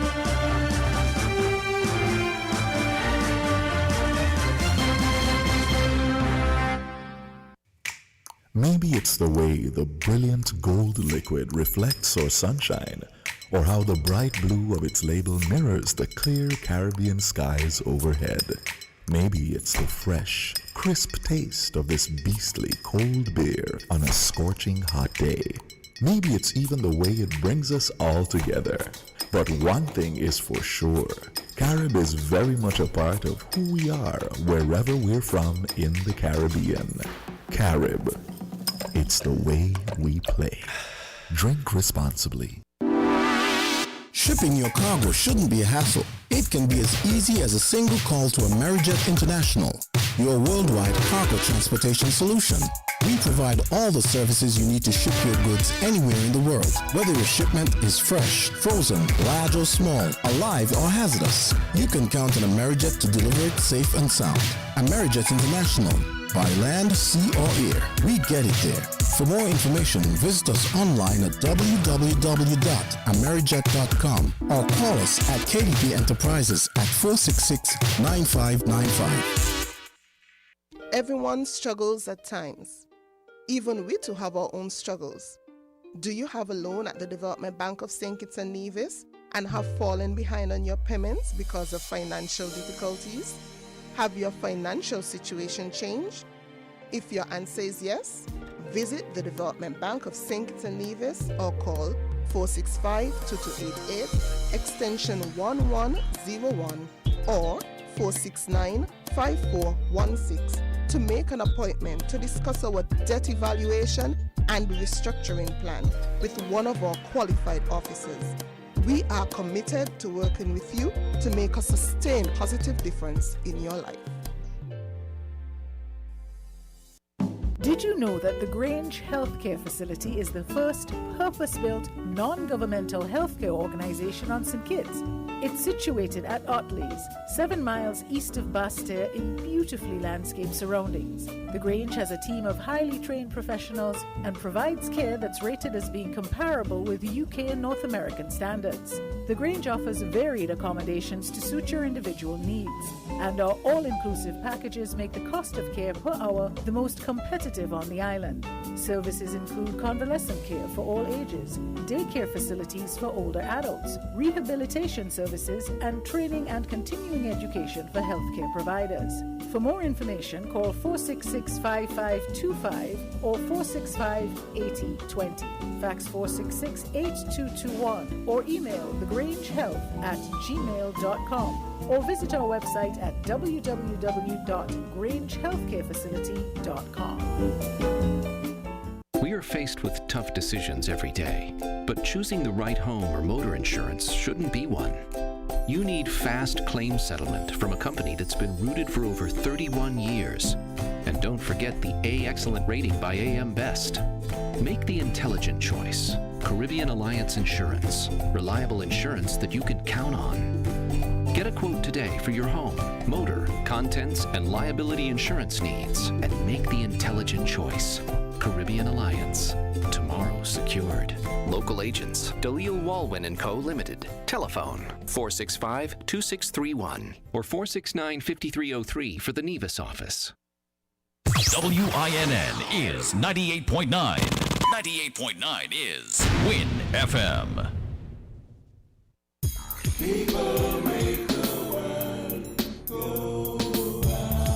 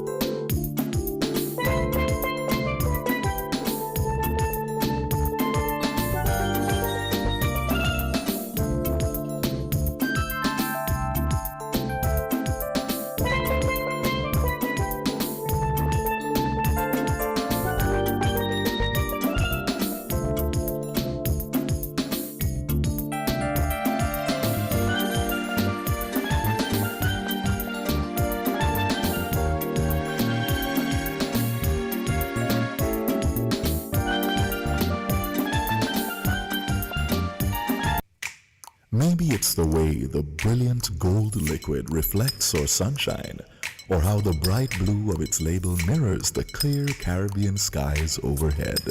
Maybe it's the fresh, crisp taste of this beastly cold beer on a scorching hot day. Maybe it's even the way it brings us all together. But one thing is for sure, Carib is very much a part of who we are wherever we're from in the Caribbean. Carib, it's the way we play. Drink responsibly. Gift for Dad's birthday? Click. Ooh, Janice's retirement party? Click. Outfit for my girl's wedding? Click. With TDC Airbox, you click, we ship. Register for your free U.S. mailbox today and shop all your favorite stores online. Enjoy the convenience. Free consolidation up to 10 pounds. Competitive rates. Free package tracking account with live notifications. Free delivery and, of course, excellent customer service. Visit our website at tdcairbox.com and register today. For more information, visit our offices at the C.A. Paul Industrial Site in St. Kitts and Penny's Industrial Site in Nevis. Follow us on social media at TDC Airbox. TDC Airbox. You click, we ship. Terms and conditions apply. People make the world go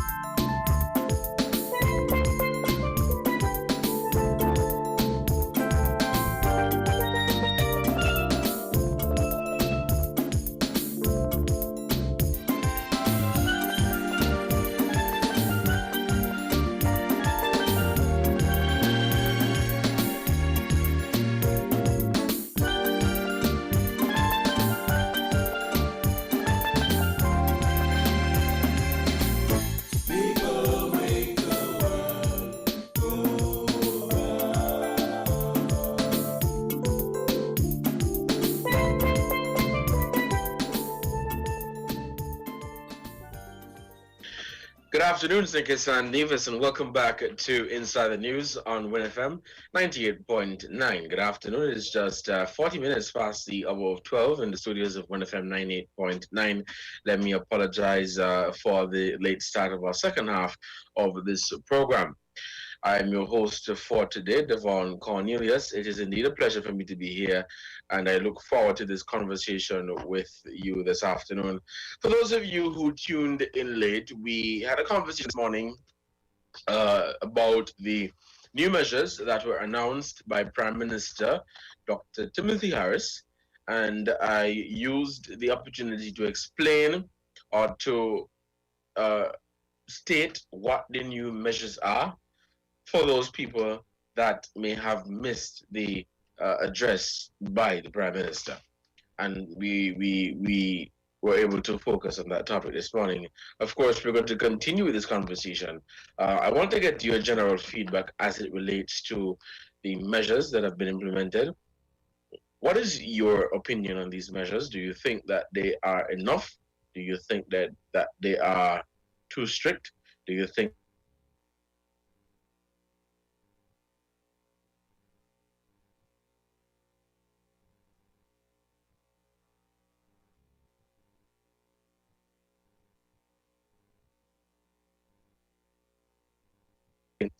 um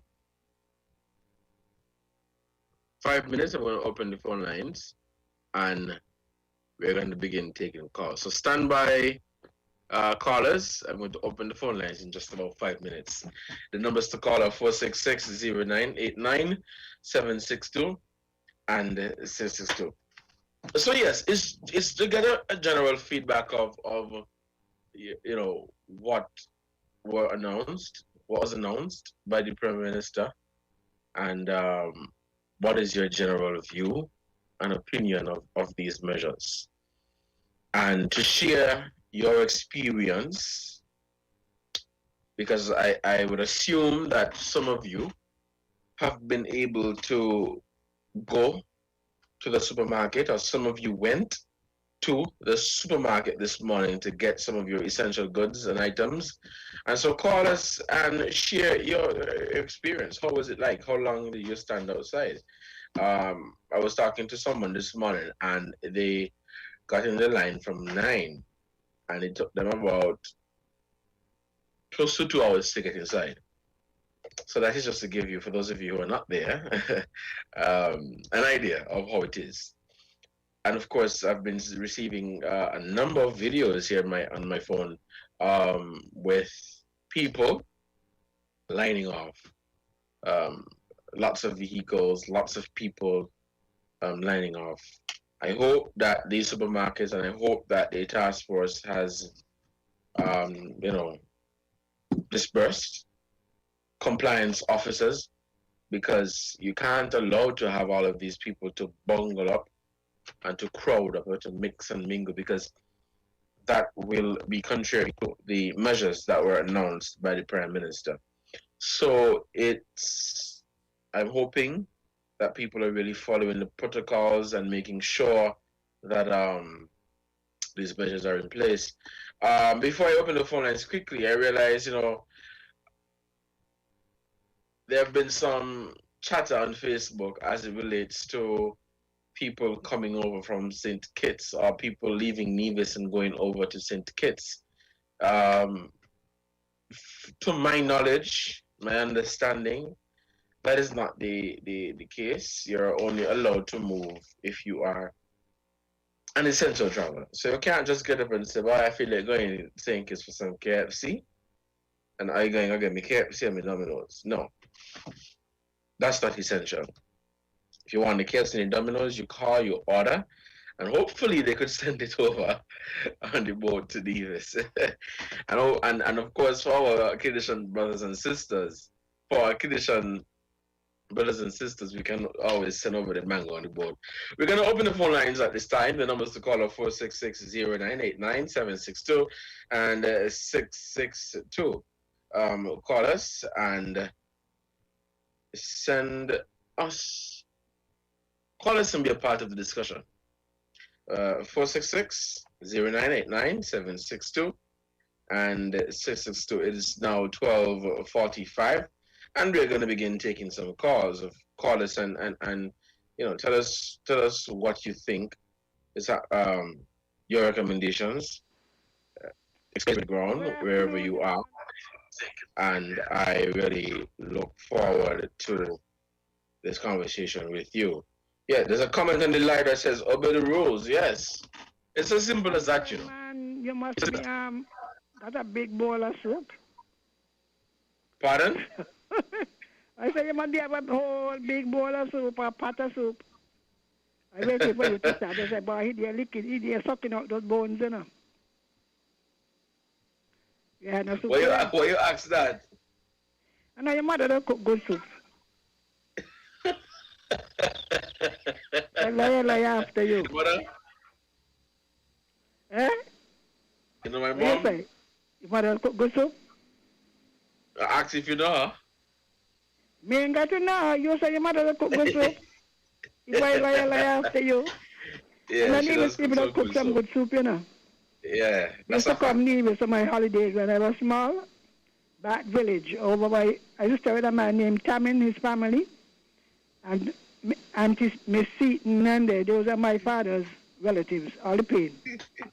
Now, I was asking one question though. If you're having complete lockdown in St. Kitts for 4 days, Sunday, Monday, Tuesday, up to Wednesday, will the boat be running?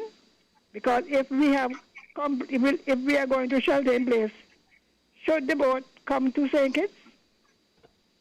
The boat will only come to St. Kitts an for emergency essential. run. You know what I'm thinking? Yeah, it's only for essential movement. I don't know if the boats and will. and the whole place locked down, unless you're going to the hospital. Yeah, so that's what I'm trying to get at. So, like for example, we have people in Nevis who may need medical who may have a medical emergency also. to get to If they St. want Kitts. other medical thing, Nevis has a hospital. But things like dialysis Nevis and Hospital don't have anything. I have everything. chemotherapy, you know. So I was thinking about it, and I don't know what we're complaining for. We're getting 2 days off. So you lock down from Monday to Wednesday. And then Thursday and Friday you're out and about. Yes. And those I think we like crowd, you know. But we like crowd? Yeah, people like to bungle up and socialize. Yeah, you think some people went to the supermarket to buy 1 and 2 things, you know, that they could have bought in a small shop in their area, you know, Look, small shop around. That's what I said. I could bet you $100 that majority of the people who went shop today ain't have to. They went to see who went to shop. Put it this way. A lot of them went to see who went to shop. I mean, there are small shops in the villages. You could give the shop a sale with the milk. They sell milk, sugar, flour. Some of them even have a wide range of goods. Why not support the small shops in your area? Now, I want to ask a question, though. I was listening to another station, and I thought I heard the Honorable Dr. Denzel Douglas say that about 5 members of his party executive have already been vaccinated. I don't know if he gave a specific number, but he did say that people from his party took the vaccine. Eh? I can't recall him giving a specific number, but he did say that people from within his party were vaccinated. And he was calling some names. I wanted to know if I heard right. I mean, I could understand Jeffrey Hanley and the young lady, the senator. Well, I know for a fact that Jeffrey Hanley, Dr. Jeffrey Hanley took the vaccine because he said it. He said it on. I know, but I thought I heard him say Dr. Jutu. No, I really can't recall that. I would have to go back and I was check. talking on freedom. I'm not too sure. That's why I'm asking the question, because that is why I said yesterday. People are sending mixed messages. Mixed messages, and people are receiving the mixed messages as well, but you don't have to go. Huh? What do you mean by that? Mixed messages? Yeah. Now, when you start to make remarks about, the vaccine ain't this and the vaccine ain't that, can you heard him? And the vaccine ain't this and the vaccine ain't that, and it does not do this and it does not do that. But then your top people took it. How do you balance out that? And is Dr. Douglas vaccinated? He's not. He said he didn't take the AstraZeneca. So he going to Parliament tomorrow? Not tomorrow, Monday? I guess so. What are you suggesting? Well, he's elected to go, but they should give him a face mask, not the face shield. Because when you get excited, But to be fair, Miss Henry, even if you're vaccinated, you can still contract the virus. So those who have been vaccinated, spreading, talking about the spreading. Oh, hold on. Let's make sure we're on the same page here. Those who have been vaccinated, you still have to wear a face mask, and you could still spread the virus. So they're having Parliament on Monday. The parliamentarians that have been vaccinated, I would assume that they're going to show up in their face masks, whether they've been vaccinated or not. But the one who is unvaccinated is at a greater risk, because if those who are vaccinated can spread it, and you are not vaccinated, you are highly exposed. Wouldn't you say that? Well, that is a risk that I guess he's prepared to take, but that is his decision. Yeah, but if you are the head of an organization, you see, we got to look at things responsibly.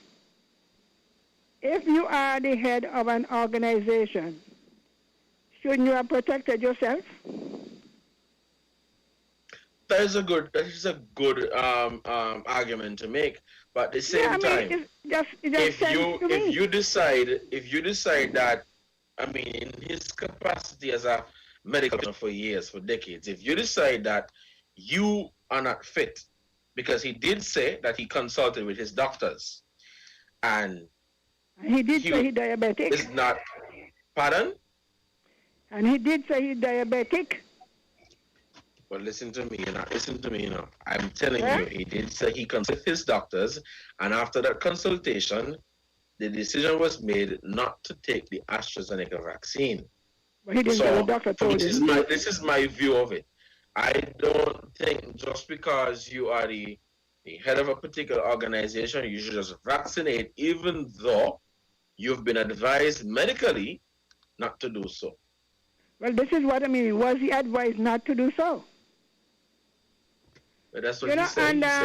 But the next question, this thing about blame, sharing blame, and care, and I was surprised that Dr. Douglas indulged in that, because it doesn't make sense.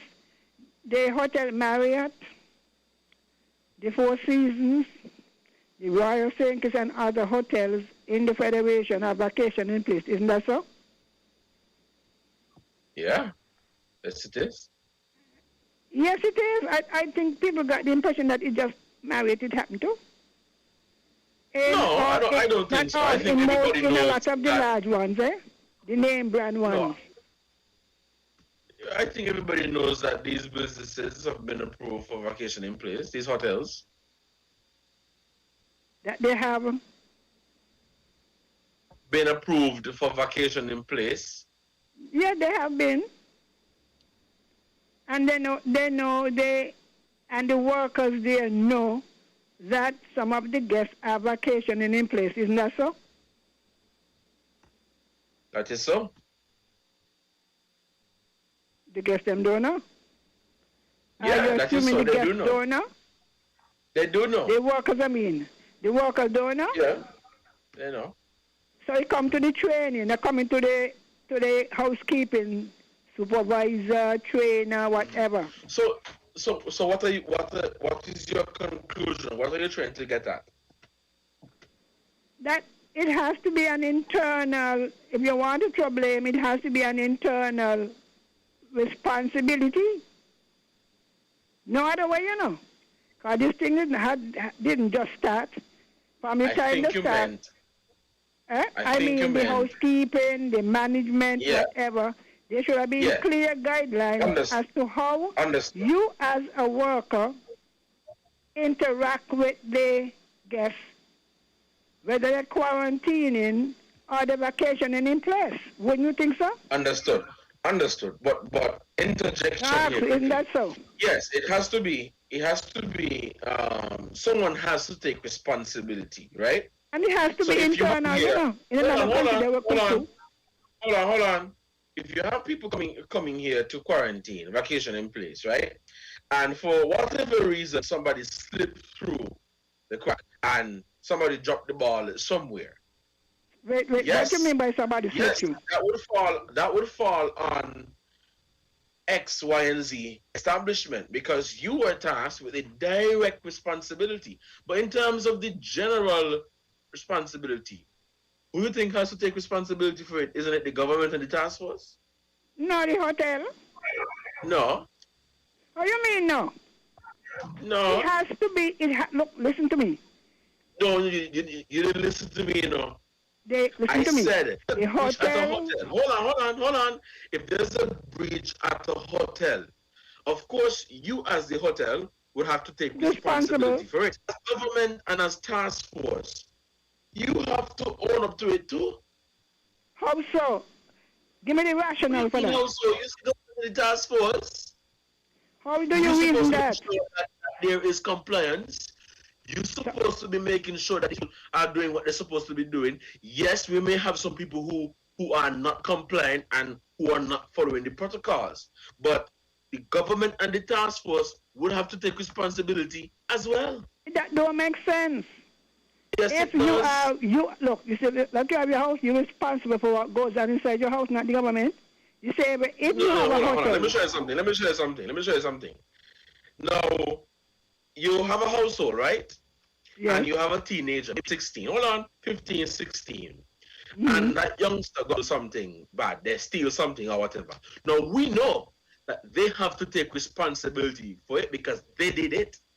But the mother and the father, the head of the household, they would have to take responsibility as well because it's their child. It's their child. If you would have I am not saying, hold on, you can't take responsibility. I am not saying if you would have trained that child correctly, it cannot be a responsibility. Hold on, Henry. Hold on before I cut you off. I am not saying that the government should not take responsibility. I am not saying that the hotels should not take responsibility. But if there is a breach at an establishment, of course they will have to take responsibility. But the government and the task force will be held accountable. And if we don't expect that, then who is going to take accountability? Me? Because I wasn't there. Accountable different to responsible, you know. I wasn't charged with responsibility. I am not on the task force. I am not a minister of government. I am not the minister of health. So while it wasn't my fault, this breach occurred. I know that I am on the task force, tasked with compliance management. I know that I am the government. So yes, the primary responsibility would be for the hotel because the breach occurred at the hotel. But as the government, and it could have been because of their lack the training, whatever. But I noticed nobody putting it on the hotel. Because that person would not have been the only person vacationing in place. Put on the hotel or not, the hotel understands that they have to take responsibility. And I can only assume. Have you ever heard anybody blame the hotel? Have since made changes. Pardon? Because they are responsible. It's just logic and common sense, you know. It is the hotel and the worker, because the worker is an agent of the hotel. The worker breaches the regulation, whatever. Now the workers can be fired, but it still land on the hotel. I mean, now trying to transfer. So, quick question. Let me ask you a quick question. Now, let's say we have a breach at an establishment. You think that the government should come in their press briefings and say, well, is Miss Henry foul? Yes, is Miss Henry foul because she brought the protocols, but you think the government should totally distance themselves from it? From what? Do you think if there's a breach at a hotel, the government should distance themselves from it? It depends on what you mean by distance. Because watch out, if people try and blame, oh, it's the government fault, it's the government fault, and the government fault, when anybody with any common sense would know. If the task was... Well, I am telling you, right, that it's the government fault. It is the government's responsibility. Oh, so everything is the government? Well, I hope the government know that people think so. And I hope that our people don't learn to take responsibility for what they do. Because that's what we're doing, you know. Yeah, but that doesn't say the government should not take responsibility as well. You know, sometimes I find, and I'm going to be as frank, sometimes I find we make all these excuses for government. Yeah, whether it be this government. Logic. We make even the spread. We blame all the government. People out there know the neighbors, they know the family, they know the neighbors, they know the relatives. Supposed to be in quarantine. And they're up and down and they say nothing. And oh, the COVID thing, they ain't doing no work and whatever. Who is responsible? It is us. We quick to divert blame from ourselves. We don't want to take responsibility for anything. That is why we have a lockdown. We're locking down ourselves. It's we, you know? We are the ones. Well, that is true because when you have somebody who's supposed to be in quarantine, they were complaining, oh, we can't quarantine in our house. So, all right, quarantine in your home. You can't trust yourself. You don't understand reason. I heard you reasoning with the news people. You can't reason. Oh, well, the government, you see what happened? The thing that make this, I mean, we are adults. We're not children. We are not children. And we must learn to take responsibility for ourselves. And when we do something, everybody trying to shift blame from the person who really caused the spread, you know. One of the diversion going on, whoever it is, whether male or female, they are responsible for what we have today. They and their employers. They and their employers. As simple as you put it, they and their employers. And we still have people out there, oh, me not put on a mask. And they ain't on a corona and a pandemic. I mean, them not ignorance we're talking. May the Lord have mercy on us. You pray for your country. You hear me, Devon? Pray for your country. And as you said in Nevis, some of you over there with the same mentality, you know. And I'm going to corona. Yes, we have another caller. We have another caller. We're gonna take this call, Miss Henry. We have another call. Have a good one. Let's take this other caller. We have some of the callers on the line. Caller, good afternoon. You're on the air. Yeah, how are you, man? I'm doing good, thanks. Yeah, that was a great. That was the female caller that came off with you, right? Pardon? Was that a lady caller just came off with you? Yes, yes. Okay, that was a great exchange, man. That lady is thinking. I believe she took some days and thought about the blame that's been going around. I believe that she took some time out and thought about it. Whether she's defending the government or not, she brought up a great point, man. I believe that you should engage the callers on that specific point that she brought up. If they want to talk about the blame, who is the blame going to be on? Because if I was in the government standpoint and the blame squarely falls on me, my attitude towards the people will change. Because you got to understand, man, if the people don't be responsible for their own self, this stuff is going to keep spreading. It's like whose responsibility it is to stop the spread. It's really actually going to be the people. The people have to follow the protocol, bro, and they don't want to follow the protocol at all. Even the non-pharmaceutical measures that they put in place, even those measures, the people don't even want to follow those measures at all. So when the spread occurs, it's no one else to blame but the people. It's like voting for the government too. If the people vote for the government, really and truly, the power is in the people's hands. Right now, the power is in the people's hands to spread and contain the spread. And so far, what the government has seen is that the spread hasn't been contained from since May 19. And you know, if you look at the numbers, the curve hasn't flattened like how they expected it to be.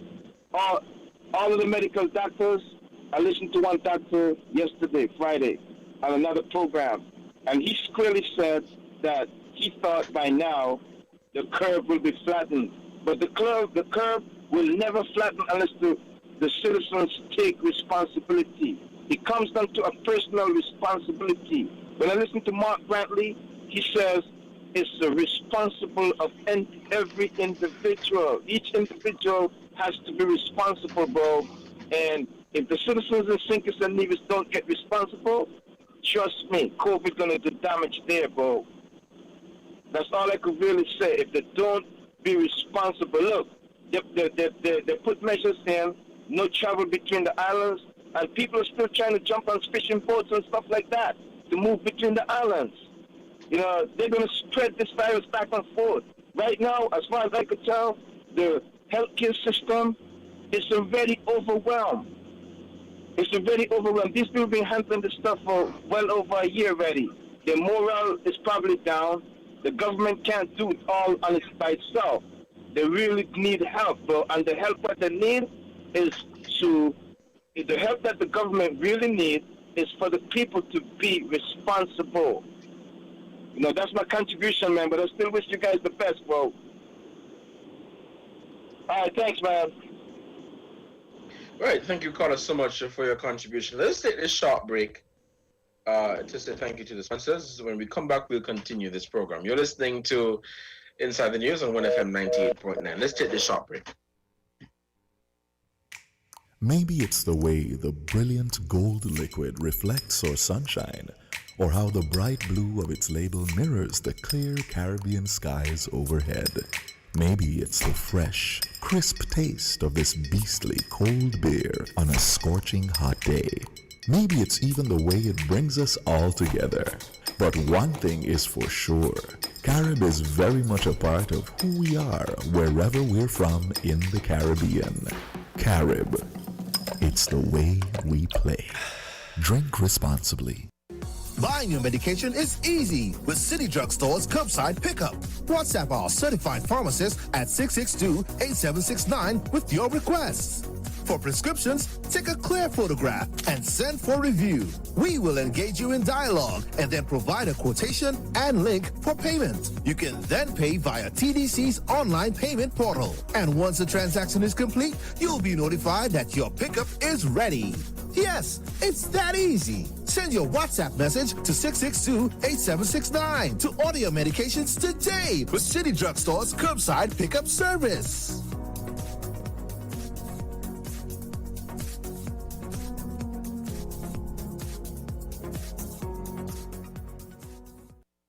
People make the world go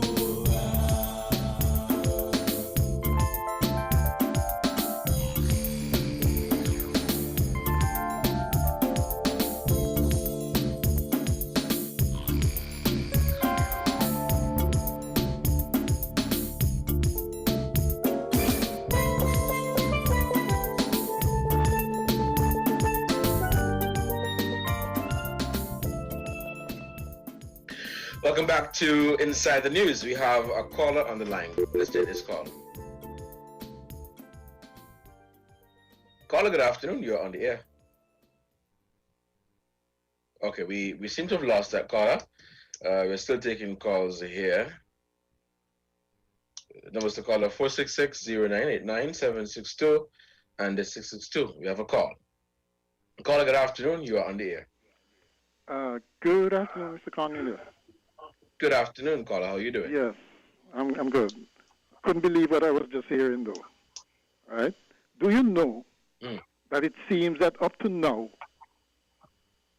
the case number 47 doesn't seem to have been investigated at all? So when we sit here trying to apportion... It's like they were investigating away, no? Oh, we don't know, right? And, you know, it was very instructive that when they had the press conference, Mr. Samuel basically challenged anybody about knowing that the protocols for entry, if they had any evidence that they were breached, that they should come forward and he would resign. It's not at the onus of people to be investigating whether or not that was breached. That's on him. And if it doesn't come straight out and say that it has not been done, or there was no problem in the breach of those, then what does he expect, or what does anyone expect people to do? People are going to speculate. You need a clear-cut investigation on what exactly happened, because it seemed as if this was the start of the mayhem, okay? And there seemed to be a campaign against blaming everybody else except who brought the virus here, because it had to come in from somewhere, okay? And so this apportioning blame, sure, there are people who probably were responsible for the spread unknowingly, okay? But the fact is, we should go back to the source, because if you don't know exactly how this happened, it can happen again next month. right? And this shirking of responsibility, if you're overall in charge of something, you got to take responsibility. It's up to you. You have right? to. So, yeah, if you're a manager somewhere, you don't put responsibility on the mess up by an employee lower down. You have to fall on your sword. Okay? Even though you were not directly responsible, whatever system, whatever that you put in place was probably the cause of that. Okay, so I don't understand all of a sudden. Nobody wants to take responsibility for nothing. And most of all, those in leadership and in managerial positions do not want to take responsibility for anything. That's not how it works. You know, I was really surprised at this trying to push blame on other people and just saying, well, it's the hotel and the employee. Okay? Even before that, somebody came in from outside. Either the protocols weren't properly followed. If it is that it is the hotel's fault, then the monitoring systems that the government has in place to do that failed. Either way, it should be investigated and corrected. That is what this is for. It's not about apportioning blame to somebody else, right? Got to take responsibility for whatever happened, man. You're in charge. Okay, that's the long and short of it. Okay then. Right, Carla, thank you so much for that. And that is simply my stance, and I stand by that. You are the principal of a school. Your job is to manage the affairs of the school. You have teachers, a teacher that may have done something that they were not supposed to do. Of course, they would have to take the personal responsibility. But as the principal, whose responsibility is it? Mine? It's not mine. I find too many times we make excuses for government. And we say, oh man, they're trying, and they're this and that and that. I'm not asking you to come here and chastise the government every chance that you get, because sometimes there are people in there, they go above and beyond. They really go above and beyond. But call a spade a spade. It's wrong. If they have to take responsibility, they have to take responsibility. I don't see it as blaming them and saying it's their fault. If there's a breach at a particular place, you as the person in charge of that place, or the person who may have caused that breach to happen, you know that is your responsibility. You have to live with that on you. But if I am the general manager, and if I am in charge generally, in this context, the task force, the government, then who's supposed to take responsibility? Who's supposed to take responsibility? Am I going to come and say, well, it's their fault? It's the government fault and the government make it happen? Of course not. Of course not. But when we come, and it is a mentality that I've seen around here. That is why our governments get away with a lot of things. And I don't care which government in power, it's the same thing. We make too many excuses for them. And then we come back and we bawl and say, oh, the government this, the government that, they ain't doing this. But we make excuses for them. And when we are supposed to hold them accountable, we don't. We have a call on the line. I think we may have lost that call. Do we still have that call? Okay, we seem to have lost that caller. Hello? Hello? Hi, caller. Good afternoon, Evan. Good afternoon. How are you doing? I am doing well. How about you? I'm giving thanks for life. I was doing well until I tuned into the show, because I listened to the back and forth of the female caller earlier, And I thought to myself, oh my goodness, so what are we going to do with the next 2 weeks in lockdown? Just go back and forth over the same thing over and over and over again? What have we learned from this? When I first heard about the vacation in place plan, I questioned in my mind, how will that work? And we had a breach of it over here in Nevis. I don't know how many people remember, and it caused the business to shut down for 2 weeks. Yeah, I remember that. Okay. And here we are again. I don't have all the facts, but based on what I've learned, if this person came in, the question, what we need to understand and lay to rest in our minds, number one, and help me out, Devon, if you can, when someone comes in to St. Kitts or Nevis and comes off of a plane, they're checked there, right, through the customs and immigration exercise. And one of the red flags should have gone up, if we're speaking of this particular guest, was where they were coming from or where they are citizens of, because that country had a big issue or has a big issue with the COVID in that country. That was number one. Number two, are the persons who come off of the planes tested at the airport? That's a big question. That's a huge question. Yes, we know everybody has to submit a COVID test 72 hours in advance, but we also know that when you take the test today, you can have the COVID tomorrow. A whole lot of things could have happened on that plane flight. So are persons tested when they exit the plane and come into our airports? And then the third thing is, once they're in the hotel in a vacation in place situation, they're not quarantined. They're not quarantined like we understand quarantine. They're free to move about throughout the hotels, in the shops, in the restaurants, at the pool, if I dare say even at the beach out front of the hotel.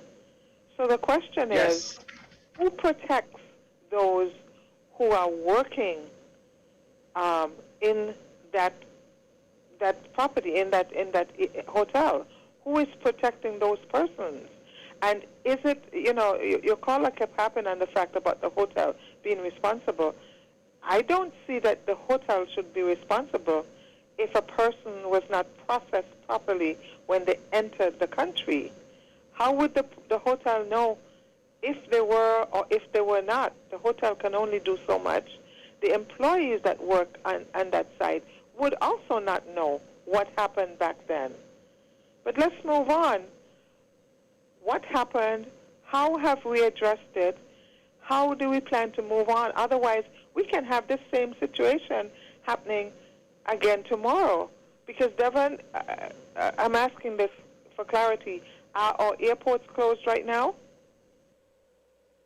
No, the airports remain open to commercial travel. Same process as, apply. Could someone else come in who may not be tested or who may not be processed properly, or from a country where there's a widespread problem of the COVID in that country?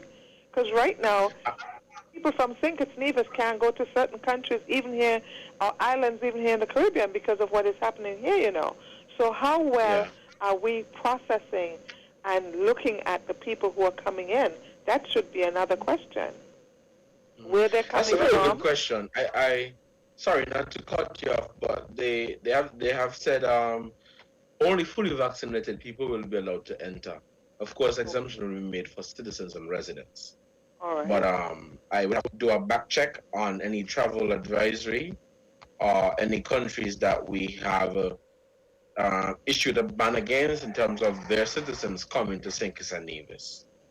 Okay, so Devon, and then one part that I do agree with the caller when she spoke to personal responsibility. Each and every one of us is responsible. Yes. Each and every one of us is responsible for ensuring that we are doing and following the protocols. I was in a space yesterday, Devon, trying to get to an ATM machine. Lines were outside the street, And the protocol was not being followed, yet you're walking through that door, and the security person takes you through a whole lot of protocols inside. But who is paying attention to the outside? And, you know, I mean, these are some of the things we have to be looking at, but then each and every one of us should be saying, okay, excuse me, step back. Of course, if you dare do that, somebody wants to curse you. In the last 2 weeks, St. Kitts was in a lockdown stance. And from what I understand, people were not staying in place. So who are we to blame now for this next 2 weeks that we've caused, that we've brought on ourselves? And you know what? I would like to admonish the people in Nevis. We're not safe. Behave like there's COVID in Nevis, even though, yes, there's only one, and that's the first one since last year, and da-da-da-da-da, and whatever. Behave as if there's COVID right here.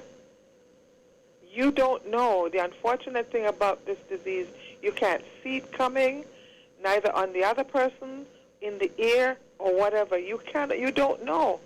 So you have to do everything to safeguard yourself. What can we learn so that in the next 2 weeks, we don't have reports of 26 and 29 and 28 and 11 every day going down the line, happening, continuing to happen? What can we make? What can we help make change starting right now so that we are not in the same space 2 weeks from now? That's the question that all of us should be asking ourselves and try